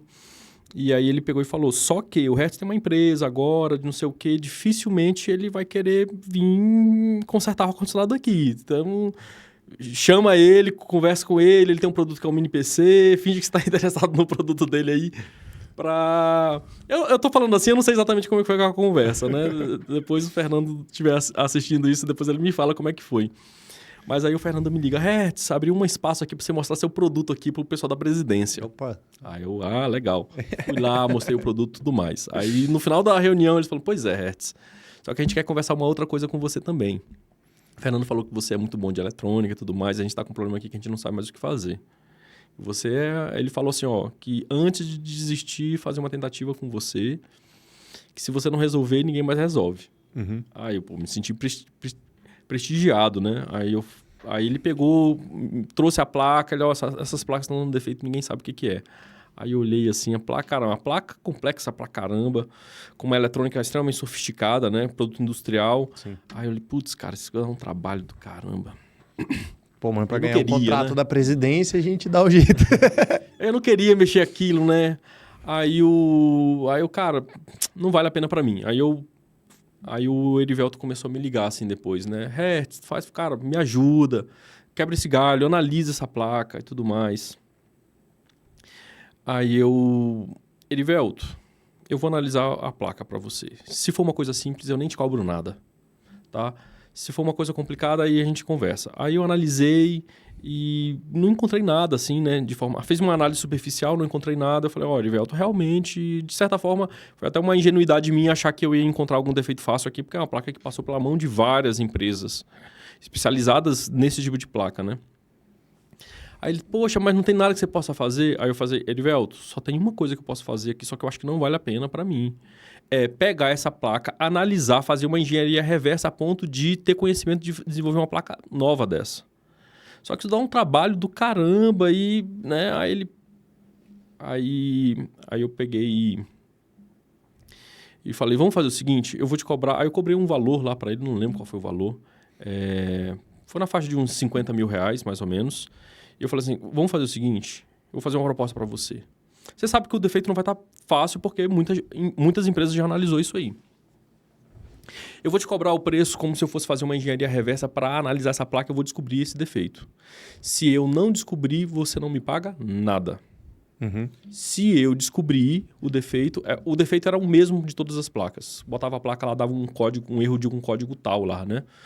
Se eu descobrir o defeito, você me paga esse valor, eu te explico como é que você vai resolver o problema da placa e vocês nunca mais vai ter esse problema da placa, nunca mais, né? Você já vai saber como é que faz para resolver o problema. Aí ele, tá bom. Aí eu peguei a placa, comecei a fazer a engenharia reversa da placa inteira, comecei a desenhar e comecei a entender tudo na placa e nesse processo eu encontrei uma tensão lá que era para ter 5 volts e tinha 13. Aí eu achei o defeito. Aí eu comecei a analisar de onde é que estava vindo essa tensão e não estava vindo de lugar nenhum. Parecia uma coisa assim esotérica, um espírito estava gerando. A trilha que tinha a tensão, eu cortei a trilha, isolei ela completamente e media e estava dando 13 volts. Aí eu, não é possível, tá tendo uma... Não sei, eu comecei a ficar sem entender, né? Aí, depois de muito analisar, esse foi um dos problemas mais complexos que eu já peguei, né? Perdi muito tempo nesse projeto. Depois de muito analisar, eu vi que tinha uma borrachinha assim numa parte da coisa e me veio o insight. Cara, só se tiver nessa borrachinha, tem uma sujeirinha lá embaixo dessa borrachinha. Dando um curto. E essa sujeirinha tá dando uma interferênciazinha, né? Tá gerando uma indução, né? De uma tensão que tá numa outra trilha para outra. Aí eu, mas não deve ser isso, não. Aí quando eu peguei e passei o estilete, assim que eu tirei a borrachinha, tinha uma sujeirinha lá, limpei e acabou. Aí eu não acredito. Não acredito que é isso. Aí eu comecei a pensar assim, putz, lascou. Se eu falar para eles que o problema dessa placa toda, essa sujeirinha, eles não vão querer me pagar nunca. E agora? Só que me deu um trabalho do caramba descobrir que era sujeirinha, né? Deu muito trabalho. É aquela história do cara lá que... Pô, é uma história super famosa que o cara chega lá e... E dá uma martelada, né? Chega numa indústria lá, tem 1 bilhão de fusíveis lá e ele fala assim, esse fusível aqui, quanto é que é? Pô, 10 mil reais pra trocar. Pô, mas um fusível... Não, mas eu tive que estudar, eu tive que aprender, eu tive que trocar todos os fusíveis para descobrir que era esse de R$1, um fusível de R$1, mas ele cobra uma fortuna porque ele teve que mexer em tudo, né? Sim. E tem a outra história que é semelhante a essa, que o navio para em alto mar, aí chamam várias pessoas, aí chamam um outro cara lá que tinha bastante conhecimento, ele dá uma marteladinha lá no local, e em 10 minutos ele sai e resolve o problema, né? Só que ele cobra muito, muito caro, o pessoal pede para ele justificar. Não, eu cobro R$1 pela martelada, só que eu cobro 999 por saber aonde dá a martelada, Exato, né? Exato. É uma história semelhante. E aí tem a do navio também, se tiver tempo eu conto.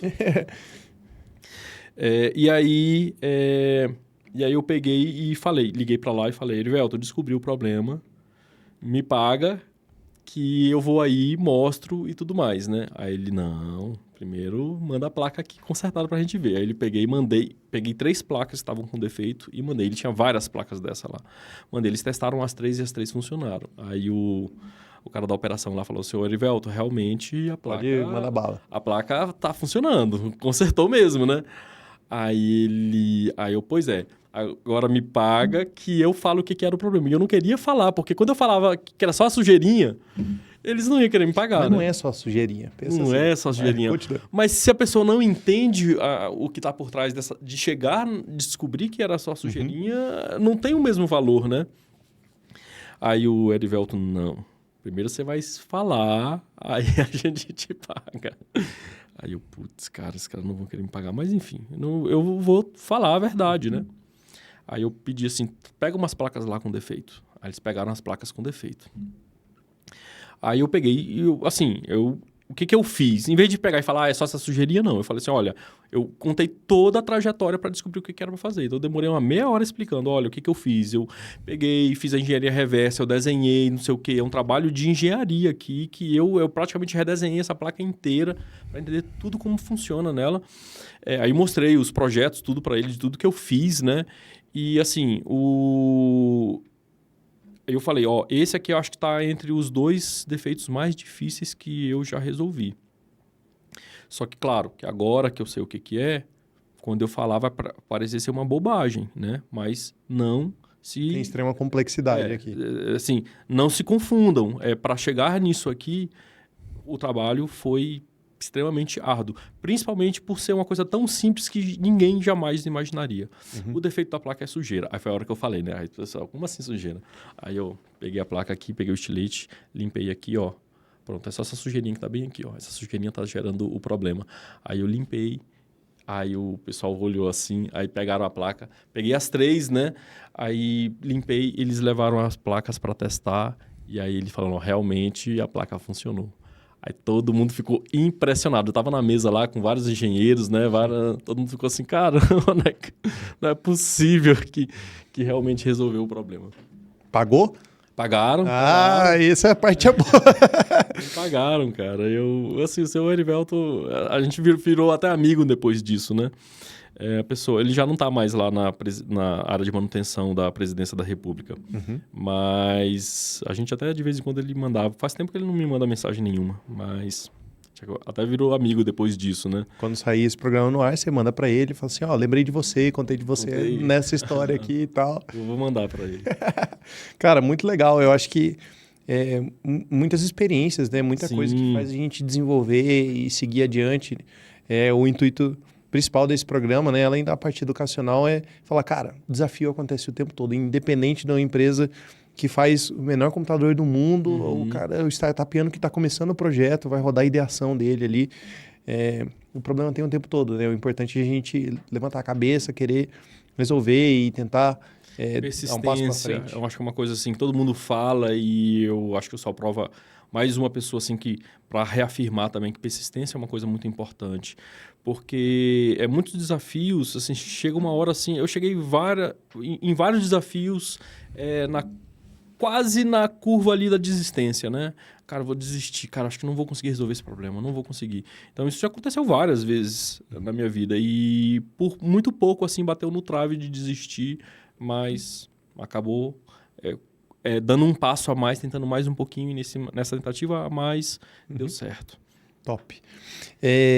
Uma pergunta que eu gosto de fazer muito e o que vem pela frente? E visão da Itecnet, para onde ela está indo, novos projetos, o que vem pela frente? Rapaz, a gente tem, eu nem sei dizer por direito assim, o que tem pela frente, mas assim, tem tantas coisas acontecendo. A coisa mais recente é que a gente está fazendo um processo aí de se tornar uma empresa estratégica de defesa nacional. Né?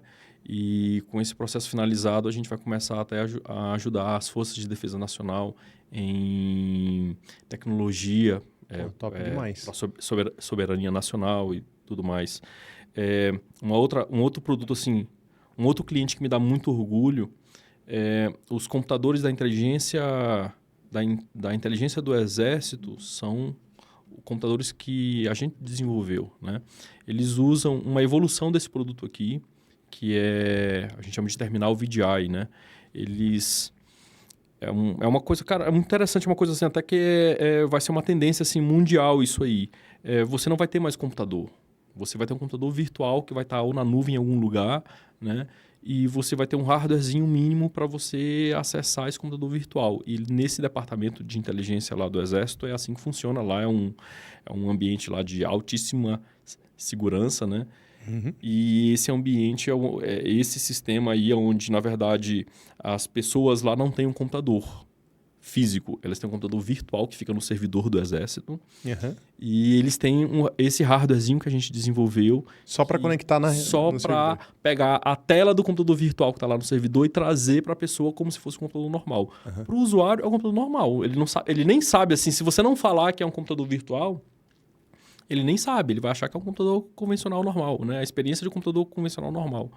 Só que é um modelo de infraestrutura que é extremamente seguro, extremamente confiável, índice de falha, esse negócio de formatar acaba com isso. Então, é uma coisa que algumas empresas já estão adotando, mas não vai demorar muito para o mundo inteiro, na verdade, adotar esse modelo, porque é o modelo mais confiável. Descentraliza, né? Você não precisa ficar com Descentraliza. um hardware físico cheio de componente aqui, você só precisa de um negócio para puxar na rede e aí deixa toda a interface, né? Toda Exatamente. a parte de desenvolvimento dele na nuvem e você vai consumindo da nuvem. Não, são muitas vantagens. Lá na empresa, depois você tem que ir lá. Você já foi lá uma vez, não já? Já, ali no CIA. Aí você tem que ir lá. Hoje... No SAN, né? Na verdade. No SAN, Isso. Hoje todos os nossos colaboradores usam esse sistema. Então, hoje lá, os computadores da empresa inteira são computadores virtuais que estão dentro do nosso servidor. E o colaborador ele só tem um hardwarezinho para acessar esse computador. E assim, gera tanta facilidade, eu vou dar um exemplo. A gente tinha uma pessoa lá do marketing, né? E essa pessoa estava lá trabalhando lá, desenvolvendo, né? Ele também usava um computador virtual lá. O computador virtual dele lá, ele tinha um hardware um pouquinho maior, só que ele estava com alguns programas lá que estava assim, precisando de mais memória. Uhum. E aí, num computador, se fosse um computador físico, o que teria que fazer? Teria que comprar a memória, ir lá, abrir o computador, encaixar a memória, fechar e fazer essa operação física, né?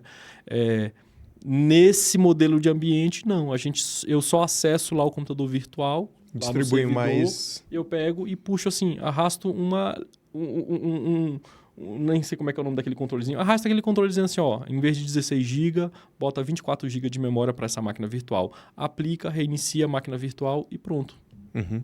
Ou seja, um arrastar de um controlezinho de software, você aumenta a memória, né?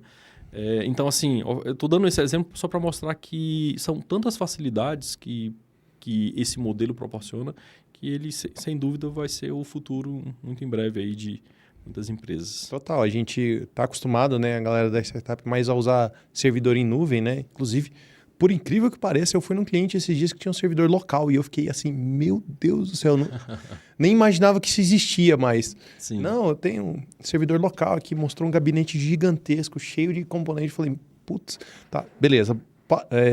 Faz parte do jogo, né? Tem gente que ainda está nessa vida, mas quando a gente vai falar de startup, tecnologia e tudo mais, a galera já está acostumada a um servidor na nuvem.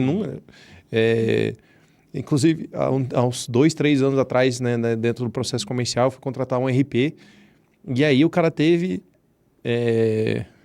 nem sei falar se foi a coragem do cara. Falou assim, não, porque o nosso servidor é em nuvem. Eu falei, pô, é o mínimo que eu espero de você, que o servidor seja... Não, e por incrível que pareça, eu achei outras empresas de RP falando assim, não, porque você tem que instalar servidor local e não sei o quê. Eu falei, bicho, minha empresa é 100% remota. Sim. Eu não tenho nenhum funcionário, eu não tenho empresa física, né? Eu não tenho funcionário em espaço físico, tem que ser em nuvem e tal. E imagino que a gente vai para uma evolução nesse sentido também, né? Você tem um sistema empresarial que é da empresa e ela gerencia tudo e você só conecta ali, pluga um negócio físico e já se conecta ao computador, né, da empresa. Pô, essa evolução fantástica. Eu não sabia que já estava tão próximo da gente, né? Sim. Os servidores, ele já tá bem em comum a maioria das empresas virtualizar o servidor e colocar em nuvem, né? Então, algumas empresas que têm normalmente algum dado assim ainda muito sensível, que precisa ali de Ele precisa de uma certa segurança, uma confiabilidade. Eles ainda não realmente jogaram tudo para a nuvem, né? Principalmente, por exemplo, área militar. Esse negócio de banco também, esse negócio de botar servidor em nuvem, para eles não é uma opção, né? Tem que ser no servidor deles, local, para eles terem um controle total.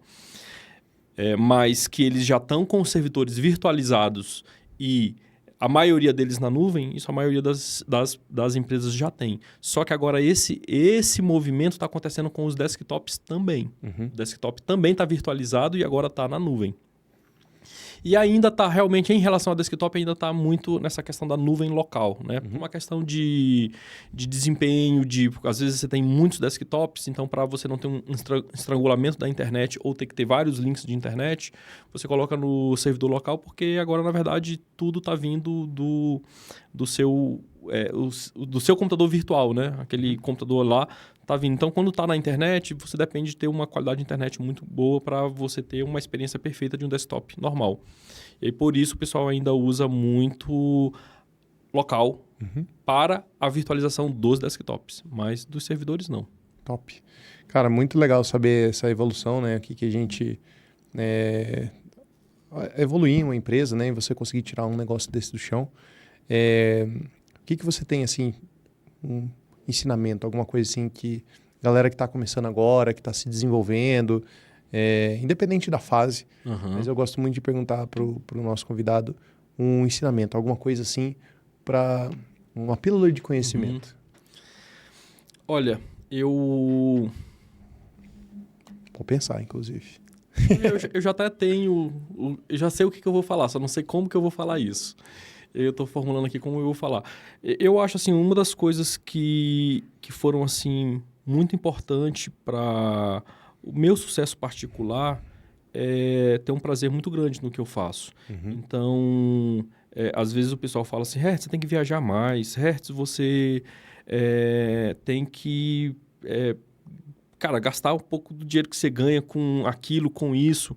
E eu, normalmente... eu sinto assim, o mesmo prazer indo para casa e estudando sobre uma tecnologia nova, fazendo experiência com uma tecnologia nova. Eu acho que eu sinto o mesmo prazer ou mais de uma pessoa que viaja para a Europa e tudo mais. Então, e aí tem uma frase, né, que fala um pouco sobre isso, que trabalhe com o que você ama, que você não vai precisar trabalhar uma vez na vida, né? E eu acho que, de certa forma, isso foi uma coisa que contribuiu muito na minha vida, porque o fato de eu amar muito isso, eu sempre estudo muito e acabo tendo bastante conhecimento naturalmente, né, por esse sacrifício. O pessoal diz assim, Hertz, você é muito inteligente, mas eu não acho que eu sou inteligente. Eu só acho que eu me dedico muito àquilo. Sim. E a minha dedicação, eu não me sacrifico tanto nessa dedicação porque é uma coisa que é muito prazerosa para mim. E, consequentemente, você se torna uma referência, né?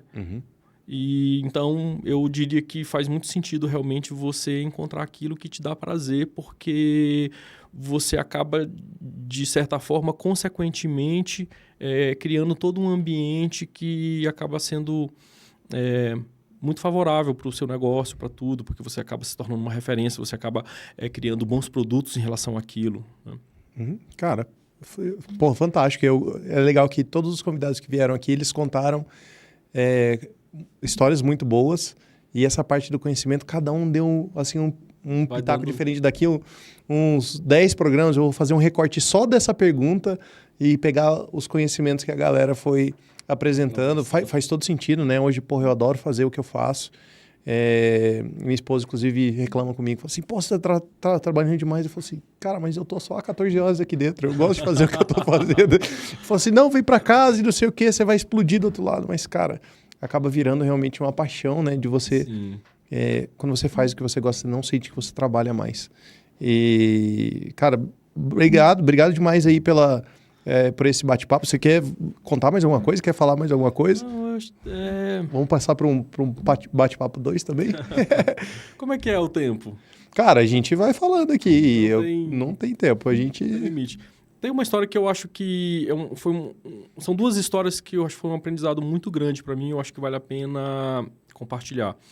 Uma delas, eu tinha mais ou menos uns 17 anos de idade, uns 18 anos de idade, e eu já tinha uma autoconfiança muito grande, né? Assim, eu pensava assim, porra, caralho, sou muito bom na área de eletrônica, não sei o quê. E foi uma história, assim, que me deu, assim, na verdade, de certa forma, uma lapada na verdade, pra gente ver, assim, não é muito bem por isso, você tem muito que aprender, vai com calma. Sim. E a história foi o seguinte, eu trabalhava com o meu pai, né? Meu pai tinha uma empresa de tecnologia e deu 2 horas da madrugada, meu pai bate na porta, meu filho, acorda que a gente tem um atendimento urgente para fazer agora.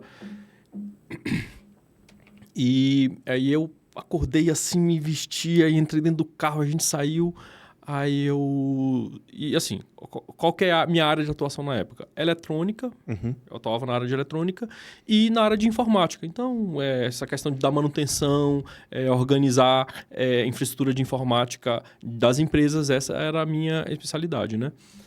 Aí sim, pai, o que aconteceu? Que 2 horas da madrugada a gente tem que sair nessa correria. Não, porque tem um navio lá no porto de Itaqui, lá no Maranhão, que ele parou, tá? Não funciona e a gente foi chamado para consertar. Aí eu... Que, pai? Um navio? Navio. Aí eu pensei assim, meu Deus, meu pai tá ficando maluco. Só que meu pai é um cara muito foda na área de eletrônica, né? Uhum. E eu sempre tive muito orgulho do meu pai, né? Porque é um cara também muito parecido comigo, assim, de pesquisar, de estudar. Ele tem uma paixão muito grande por isso, né? Por essa área de tecnologia do modo geral. Só que, putz, por mais que ele tenha muito conhecimento, cara, o navio é um navio, é um mundo totalmente diferente, né? Uhum. Aí meu Deus, meu pai tá ficando doido, né? Como é que você vai chegar? Nunca tinha entrado no navio, vai entrar no navio para consertar? Aí tudo bem, não falei nada, né? Aí a gente chegou, subiu no navio, aquele negócio assim, sensacional, né? Aí eu olhei assim, puta que pariu, fudeu, como a gente vai começar por onde, né? Aí meu pai conversando lá com o comandante, eu acho que eles eram coreanos, né? E o nosso inglês era ruim, o inglês deles também não era tão bom. E tinha uma dificuldade já de comunicação. Aí o meu pai perguntou qual era o problema, aí o comandante pegava, dava a partida no navio e nada acontecia, né? Nossa. Aí eu, caramba, se fosse um carro já teria dificuldade, porque o carro já não é tanto da nossa... Não é uma coisa assim que a gente lida, Total. né? Imagina o navio. Aí o meu pai pegou e Tem muito mais mecânica que eletrônica também, né? Tem muita parte elétrica também no navio. O navio é uma coisa assim muito sofisticada, né? Uhum. Aí o meu pai pegou e perguntou assim, tá, você tem o manual do navio? Aí o comandante tem. Aí eu... Pô, cara, boa sacada, né? O manual, ele normalmente tem muitas dicas ali. Você pegar o manual do carro, tem muitas dicas ali de elétricas e tudo mais, né? Aí eu, boa sacada, não tinha pensado nisso, né? Realmente, né?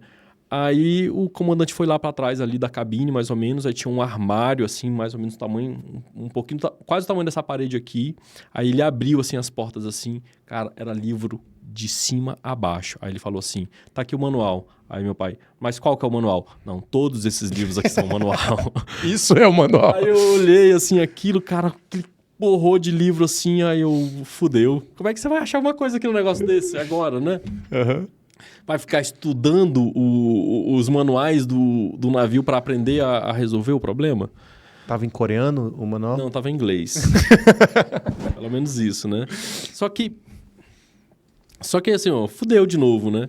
Aí o meu pai pegou e perguntou assim, tudo bem, mas você perguntou pro comandante, mas você sabe quais desses manuais aqui são a parte elétrica? Aí o comandante, sim. Aí ele pegou e tirou. Aí eu falei assim, putz, realmente bem sacado, né? Muito daqui não é da parte elétrica. Aí o comandante pegou, aí tirou 3 volumes lá, dessa grossura os 3. Aqui, essa aqui é a parte elétrica. Aí eu, caramba, cara, mesmo assim... Reduziu muito. Reduziu bastante, né? Mas mesmo assim complicou, tá ainda muito complicado, né? Eu tava assim, totalmente desacreditado de qualquer possibilidade de resolver o problema do navio, né? Meu pai começou a folhear o índice aqui, folheou o índice, aí ele foi lá, abriu a página... Aí ele perguntou pro comandante, onde é que fica isso bem aqui? Aí o comandante olhou, fica bem aqui. Aí eu fui lá ver o que era, né? Caixa de fusível. Aí eu, claro, né? Bem sacado. Um navio, qualquer equipamento grande, caixa de fusível, a primeira coisa que você tem que dar uma olhada, principalmente se tem uma pane elétrica, né?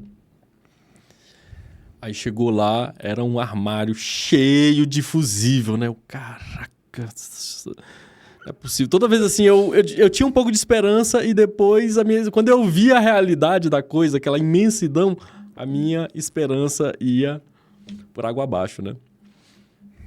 Aí meu pai pegou. Aí quando eu vi a caixa de fusível, apesar de ser muitos fusíveis, eu falei assim, cara, eu acho que meu pai acertou e vai ser um fusível desse e vai dar bom. E aí, meu pai tirou fusível por fusível e mediu. Mediu todos os fusíveis. Todos os fusíveis estavam perfeitos. Aí eu fudeu de novo. Agora não tem mais o que fazer. Aí meu pai pegou, tirou de novo fusível por fusível e fez uma limpeza em todos os fusíveis. Aí ele pegou pro comandante e falou assim, dá a partida lá de novo. Aí o comandante pegou, virou a chave e o navio pegou e funcionou. Falei assim, não é possível, cara, não acredito. Limpou o fusível. Ele limpou o fusível, não tinha nenhum fusível queimado, ele limpou os fusíveis. Aí eu perguntei, pai, como é que você sabia de um negócio desse? Meu filho, um navio não é uma coisa que... É um projeto muito bem feito, não é uma coisa que é feito para dar defeito com facilidade. Sim. Então, assim, certamente deveria ser um fusível. Como não era fusível, eu tentei ali analisar um mau contato, mas assim, só o fato de eu ter tirado o fusível e ter colocado, reiniciou toda a parte de sistema que poderia estar tendo algum problema, alguma coisa para frente. Então, a chance de... Assim, é muito comum, às vezes, seu computador dar defeito e você só reinicia e resolve. Sim. Né? Então, esse ato de reiniciar é uma coisa que funciona bem para muitos equipamentos, né? Elétricos e eletrônicos. E então, assim, claro, que não foi, eu não tinha certeza se era, mas era uma coisa que eu tinha que fazer. E ainda bem que deu certo. E aí entra naquela história do que Saber o que fazer, né? Exato. Saber o que fazer. E para mim foi uma lição muito boa isso, porque primeiro eu estava numa época que eu tinha já uma certa soberba, assim, de achar que eu era um profissional ainda já bem completo, né? E, na verdade, eu estava longe disso, né? Estava bem longe disso ainda e essa experiência serviu para dar esse choque de realidade. Calma, Hertz, você ainda tem muito que aprender, né? Que aprender. Até chegar ao ponto de você não ter medo de nada, que foi quando eu desenvolvi o segundo computador. Foi o último projeto, assim, que eu ainda tinha uma certa insegurança. Uhum. Depois desse, aí eu já não tenho mais medo de projeto nenhum, né? E uma outra história muito boa, também para mim foi uma lição, foi quando os meus pais se separaram, a gente veio para Brasília, né? E a gente passou uns momentos assim de bastante dificuldade financeira e tudo mais. E eu morava num barraquinho lá no Riacho Fundo 1. Uhum. E eu participava de uma igreja ali no Núcleo Bandeirante, né? E eu tinha muita vergonha da casa onde eu morava, porque eu morava num barraco, né? E às vezes, quando o pessoal me dava carona da igreja até a minha casa, eu sempre pedia para parar antes, né? Para ninguém ver a minha casa, né? E aí uma vez um dos líderes lá da igreja, o nome dele até o Wesley, depois eu vou procuro ele para mandar isso aí para ele, que com certeza ele não deve lembrar disso. Ele foi me dar carona, né? Quando chegou lá na esquina ali onde eu normalmente parava, eu falei, não, Wesley, pode me deixar aqui que tá tranquilo, né? Uhum. Eu não queria que ele visse que eu morava numa casa assim, bem pobrezinha, né? Aí ele, não, vou te deixar na frente da sua casa. Não, pode, tá tranquilo aqui. Não, vou deixar você na frente da sua casa. Aí ele, não precisa, pode ficar tranquilo aqui, ó, você já vai sair daqui, aqui pra mim tá ótimo. Aí ele insistiu, aí ele, não, mas por que não? Aí eu peguei e falei assim, não, Wesley, porque... eu tenho vergonha da minha casa, né? Eu moro numa casa muito simples e eu tenho vergonha dela, né? Aí ele virou pra mim e falou assim, nunca tenha vergonha de algo que Deus lhe deu. Você não vai viver aí pra sempre. Isso é um momento, você vai trabalhar e você vai conquistar o que você precisa, né? Cara, quando ele falou aquilo, assim, de nunca ter vergonha de uma situação que eu tô, foi uma coisa, assim, muito importante pra mim, né? Uhum. Assim... isso é verdade. Assim, nem hoje, graças a Deus, a gente teve assim, sucesso e teve bons resultados, mas a gente vem de uma história onde, quando eu nasci, meu pai era bem financeiramente, ele tinha uma empresa, só que aí foi na época da crise do Sarney, meu pai quebrou, ele não conseguia pagar as contas, ele não estava conseguindo comprar comida pra gente, ele decidiu se suicidar. Enfim, uma história para talvez um outro podcast, né? Só que graças a Deus ele desistiu, ele sonhou, desistiu. Nesse sonho ele teve um insight, desistiu do suicídio e aí ele conseguiu assim resolver a vida dele, só que ele voltou ele voltou a morar num bairro muito pobre onde ele cresceu, né? Uhum. E a gente foi com ele e eu cresci boa parte nesse bairro muito pobre.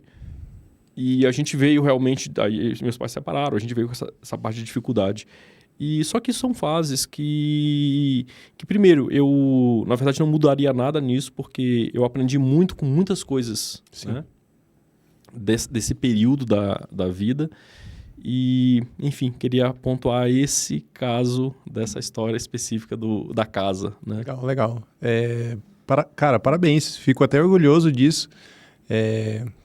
Tem uma história parecida, mas eu não vou contar, porque senão eu vou pegar o brilho aí. Eu acho que a gente tem que ter os méritos, né, da nossa história. É sempre uma jornada muito difícil. E, cara, fico muito orgulhoso. A gente entrou na faculdade junto ali. Sim. Eu, você e o Fred, inclusive, veio gravar aqui. Falar nisso, eu tenho um agradecimento para fazer para você também. No comecinho da faculdade, eu já comecei a faculdade tarde, né? E eu tava, assim... A minha álgebra matemática, assim, era uma negação e eu tava com muita dificuldade. E não sei se você lembra um dia que eu tava com uns problemas de álgebra simples e você, não, Hertz, você me deu uma aula de álgebra, você lembra disso? Aham. E, bem cara, no comecinho da faculdade. E isso me ajudou muito. Me ajudou muito. Apesar de ter sido assim, bem no comecinho do semestre, foi o suficiente assim, para dar uma desbloqueada e eu ficar tranquilo para os novos desafios dos próximos semestres. Então, inclusive, quero dar esse agradecimento a você também. Fico grato, né? Tá vendo? Quem entrega às vezes nem lembra disso. Cara. Eu sempre fui muito dessa política de, cara, entrega o máximo que você tem e eu não tenho preciosismo com nenhum tipo de informação, com projeto, com desenvolvimento. Cara, eu, inclusive, até cobro das pessoas que estão próximas de mim, trabalhando comigo. Cara, me pede, me cobra. Fala assim, Guto, eu quero aprender tal coisa. Porque a gente, às vezes, tem conhecimento represado, né? E eu sempre, né? Sim. Eu não sei nem como reagir a esse momento. E, cara, fico grato também a gente poder se ajudar, né? Obrigado. E de nada também, eu acho que eu fico sem graça, eu não sei como reagir. Mas faz parte da jornada, né? E eu entrei na Unip em 2011, 13 anos já, que a gente está próximo aí. A gente se desenvolveu como pessoa, como engenheiro, como empresário. E chegamos onde a gente chegou hoje. Então, também sou bastante grato ali. Eu lembro que na parte de eletrônica, que eu odeio até hoje, dentro da faculdade você também me ajudou. Então, esse jogo de ter pessoas boas próximas de você... ali na Locking, né, eu lembro especialmente que a gente usava um circuito de terceiro, inclusive o Pedro da Loop que vem gravar aqui comigo, legal. Que fazia parte de um pedaço do circuito que a gente usava para controlar o equipamento. E eu falei, cara, a gente precisa mudar isso aqui, pelo amor de Deus, já não aguento mais uma fiarada desgracenta ali para poder fazer as coisas funcionarem. E você teve toda a paciência do mundo, sentou comigo e com o Fred. As possibilidades de melhorar o circuito, né? Exato. E hoje, cara, a placa lá, até o último momento que eu estive lá dentro, muito melhor, muito, assim, um circuito único, né? Não tinha mais aquela, montanhada de fio. Sensacional. E é esse ciclo, né, que a gente vai andando. Eu realmente, eu lembro da aula, eu não sabia que isso tinha te gerado um efeito positivo. Cara, a gente às vezes é efeito borboleta, né? Exato. Aí deu a volta e depois você me ajudou. Uma simples, né? Mas que, assim, me deu uma desbloqueada umas coisas que eu tava com dificuldade. Na matemática, que eu tava já muito enferrujado, né? E eu lembro que, na verdade, não foi só eu, não. Você ajudou muita gente lá, né? Sim, eu dei aula na faculdade. Deu aula, né? Passei no primeiro... porque a gente estudou na Unip, né? Sim. Uma faculdade particular. Eu não tinha tempo para estudar na UNB. Eu falei, vou estudar à noite mesmo e trabalhar durante o dia. Você veio da mesma realidade. E só que a galera muito mais velha que eu, eu tinha 18 anos, eu tinha acabado de fazer 18 anos, né? Mas a galera da minha turma tinha 25, 30, 40, 50 anos. A galera há muito tempo sem pisar na escola. Sim. E eu tinha acabado de sair do ensino médio. Aí eu falei, vou ajudar a galera. E aí eu dava aula sábado de manhã na faculdade. Pra turma que estava entrando e tal, dava 15, 20, 30 pessoas. Minha mãe teve aula comigo dentro da faculdade. Ela não era aluna de engenharia, mas ela foi estudar publicidade e tinha um pedaço ali de matemática e tal. Estudou comigo também e, cara, sempre no intuito de entregar mais do que eu recebia. Sim. E chegamos onde a gente chegou, né? Então, eu acho que a gente fez um bom trabalho ali. Você te ajudei no comecinho, depois você, super ajudou a gente, né? Não tem nem como Eu nem medir. lembro dessa parte de ter ajudado você com a eletrônica. Viu? Quem entrega não lembra, mas quem recebe, cara, é sempre muito grato. E eu também sou muito grato aí por toda a ajuda que você deu pra mim, pra gente, esse trabalho que a gente chegou aqui até hoje. Eu com certeza cheguei onde eu cheguei hoje por pessoas como você que fizeram parte da jornada, que, ajudaram, auxiliaram, mostraram um caminho. Isso é uma coisa que eu falo muito pra galera que vem pedir ajuda, tá no começo da jornada. Cara, tenha bons mentores, tenha pessoas boas próximas de você e não tenha problema em pedir ajuda. Fala assim, eu tô precisando de ajuda, né? Sim. Até vou pegar isso como exemplo. Você é um cara fantástico de eletrônica e, entrou na faculdade com um pouquinho de dificuldade em álgebra. Sim. Cara, vou pedir ajuda. E eu, empresário, já estava desenvolvendo muita coisa ali, andando, a empresa já, sei lá, na época acho que a gente já estava em 4, 5 estados no Brasil todo. Falei, eu preciso de ajuda, Hertz, preciso de ajuda. Sim. Então, faz parte do ciclo da vida, né? A gente não chega onde a gente chegou sozinho. Com certeza. E pedir ajuda, eu acho que, cara, é sempre bem positivo. Eu acho que vale a pena pegar esse gancho para reafirmar que o network é uma coisa muito importante, né? Eu tenho um hábito ruim de não pedir ajuda muitas vezes, sabe? Às vezes eu tô com uma dificuldade lá e eu fico pensando assim, cara, ninguém vai saber me ajudar nisso. E aí eu, às vezes, vou sozinho. E aí, às vezes, eu penso assim, cara, vou tentar, só para ver o que dá, mas às vezes descrente de que eu vou conseguir, às vezes, a solução para algum problema que eu tenho, alguma dificuldade. E aí, às vezes, eu peço lá num grupo de amigos e, por que você não faz isso? Aí eu, é um estalo que você acha o caminho das pedras, né? Então, eu acho assim, primeiro, o network é uma coisa muito importante. Você tem esse grupo de pessoas que, às vezes, quando você tem muitas mentes, acaba tendo uma pessoa que pensa em soluções que você não pensou, né? E também lembrar de que você tem esse network, que você tem esse grupo de amigos que, às vezes, um ou outro pode te dar um apoio numa coisa que para a pessoa não custa nada e para você faz muita diferença. E eu até costumo dizer que normalmente, nós temos o prazer de ajudar. Uhum. Eu tenho um amigo que ele começou uma empresa na área de tecnologia, eu vou até falar o nome dele, Gabriel, lá da Atmos. Chamei ele para vir gravar aqui hoje. É? Mas o bicho estava em reunião, não conseguiu. Olha só, era para ele estar aqui, né? Exato. De vez em quando. Ia participar aqui desse bate-papo junto com a gente. Eu só abrir um parênteses aqui. O Guerra, o CEO da Atmos, faz parte do grupo. Ele é um das pessoas por trás do Lancei Essa. E tava com o Gabriel semana passada, trocando figurinha e tal. A gente sempre fala de você toda vez que eu sento com ele. Que legal. E chamei ele para vir participar aqui, mas ele não pôde por conta de uma reunião lá da empresa. Falou, segunda-feira é ruim para mim Gabriel, e tal. roubei sua vaga. Não, ele ia participar junto aqui, junto não ia mesmo. gravar aqui. A gente ia sentar junto massa. E trocar figurinha sobre essa história. Putz, cara. O Gabriel, assim, é um brother muito querido e é uma pessoa, assim, que de vez em quando ele tem umas dificuldades, tem menos experiência na área de desenvolvimento, né? Ele, estou com um problema aqui que não sei o que fazer. Calma, Gabriel. Você não precisa ter medo, você não precisa ficar preocupado. Você vai fazer assim, assado, assim, assado. Aí ele, poxa, Rez, depois que eu falo com você, parece assim que eu me preocupo tão à toa. Inclusive, ele me mandou um WhatsApp aqui, que eu falei para ele vir. Sim. Falei com ele hoje, inclusive, falei, a gente vai começar a gravar aqui e tal. E, cara, Gabriel, cara fantástico também, mas a gente tem que pedir ajuda. Gente, exatamente.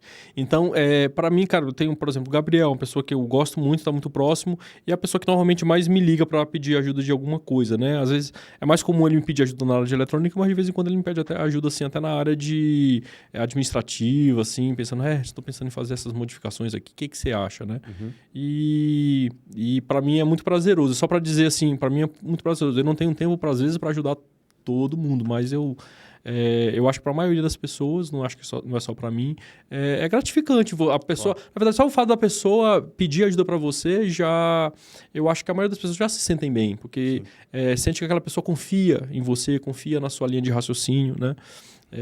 Então, quando alguém pede ajuda para mim, eu já naturalmente acho bastante gratificante e eu tenho o prazer natural de ajudar. E eu acho que a maioria das pessoas são assim. Uhum. Inclusive, eu falo isso em todos os programas, mas eu vou falar aqui também. Se você que está aí assistindo em casa tem alguma dúvida, está precisando de alguma ajuda, seja de negócios, de empreendedorismo, de startup, da realidade do que vem pela frente, de eletrônica, Sim. de hardware, manda uma mensagem aqui embaixo. Seja, tem gente que assiste no Instagram, tem gente que assiste no YouTube. Então, pode mandar aqui na caixinha de mensagens. Se está com vergonha, pode mandar direto no direct. A gente procura todo mundo, a gente responde mesmo a galera. Legal. Nosso projeto realmente não é só bate-papo, porque isso aí a gente pode fazer no café, né? É trazer um espaço de fala, trazer conhecimento, e a galera que tem dúvida vem procurar a gente dá mentoria, a gente dá mentoria gratuita, inclusive, para ajudar a galera que está precisando de ajuda. Você junta essa turma ali para fazer um grupo de mentoria? Porque, por exemplo, se a pessoa fez uma pergunta relacionada à eletrônica, aí você já teve eu como entrevistador que poderia colaborar bastante numa pergunta como essa, teria outros como o Gabriel também, né, que já tem uma boa experiência com eletrônica. Seria interessante ter um grupo. A gente tem um grupo no WhatsApp. Né? Isso, tem um grupo no WhatsApp, e aí manda uma mensagem pra gente, a gente vê qual é o perfil da pergunta, qual que é a dúvida e tudo mais, e a gente acrescenta lá no grupo. Cara, é um espaço de empreendedorismo. A gente, mais uma vez, nenhum de nós chegou onde a gente chegou sozinho. Sim. E a gente quer poder entregar de volta para as pessoas que estão para trás, né? Aquele ciclo de poder ajudar, assim, super tranquilo. Às vezes a gente está apertado de tempo, está apertado de trabalho, de reunião, mas a gente dá um jeitinho realmente de conseguir ajudar a galera. Sim. Então, você tiver alguma dúvida, precisar de alguma ajuda, precisar de um suporte, quiser conhecer a TechNet ou Hertz, manda uma mensagem aí. Manda mensagem para mim, é um prazer receber o pessoal lá na nossa fábrica, no nosso departamento de desenvolvimento lá. Como as pessoas te acham? LinkedIn, Instagram... Instagram, procura, adiciona lá Oliveira Hertz. Vai ver minha foto lá, Oliveira Hertz. Hertz, como se escreve realmente Hertz de frequência. Vai estar no nome do episódio, então fica fácil também. Fica fácil também. A outra alternativa pesquisa no Google TechNet. A gente vai colocar tudo isso que a gente está falando, a gente coloca no link da descrição do programa, e tem lá os canais e tudo mais. E aí a pessoa pode entrar em contato com a TechNet, falar assim, olha, eu queria conversar com o Hertz, vi um podcast aqui dele, enfim, pode pedir para conversar comigo, que se eu não estiver na empresa, você pode até pedir meu WhatsApp lá, eu acho difícil o pessoal dar meu WhatsApp, mas pede para conversar comigo, vê o horário que eu normalmente estou lá, liga lá, eles com certeza vão passar para mim, tá? E aí a gente conversa, a gente troca o WhatsApp. Ótimo. Cara, obrigado. Super. Um prazerzão revê-lo. E a casa sua, cara, sempre que quiser vir trocar uma ideia, trocar uma figurinha. A gente realmente está criando esse ecossistema de comunicação para a galera poder se ajudar, porque tem muita gente boa por aí. Com certeza. E quanto mais a gente se ajudar, mais rápido a gente chega aonde a gente quer, né? Onde a gente almeja pessoalmente, ou empresarialmente, ou em grupo e tudo mais. E casa aberta, sempre. Tá ótimo. Fechou? Seja bem-vindo mais uma vez. Uma alegria estar aqui com vocês. Vou colocar o meu microfone aqui. Faz parte do jogo. Aí a gente coloca naquela tela, fica tudo preto assim. E, gente, obrigado por ter participado mais uma vez. Se inscreve, compartilha, manda o like lá. Compartilha com as pessoas que você julga que fazem sentido estar assistindo e estar participando desse ecossistema. Muito obrigado mais uma vez. Hertz, obrigado por ter vindo aqui. E a gente se vê na próxima. Tchau, obrigado. Até mais, um abraço.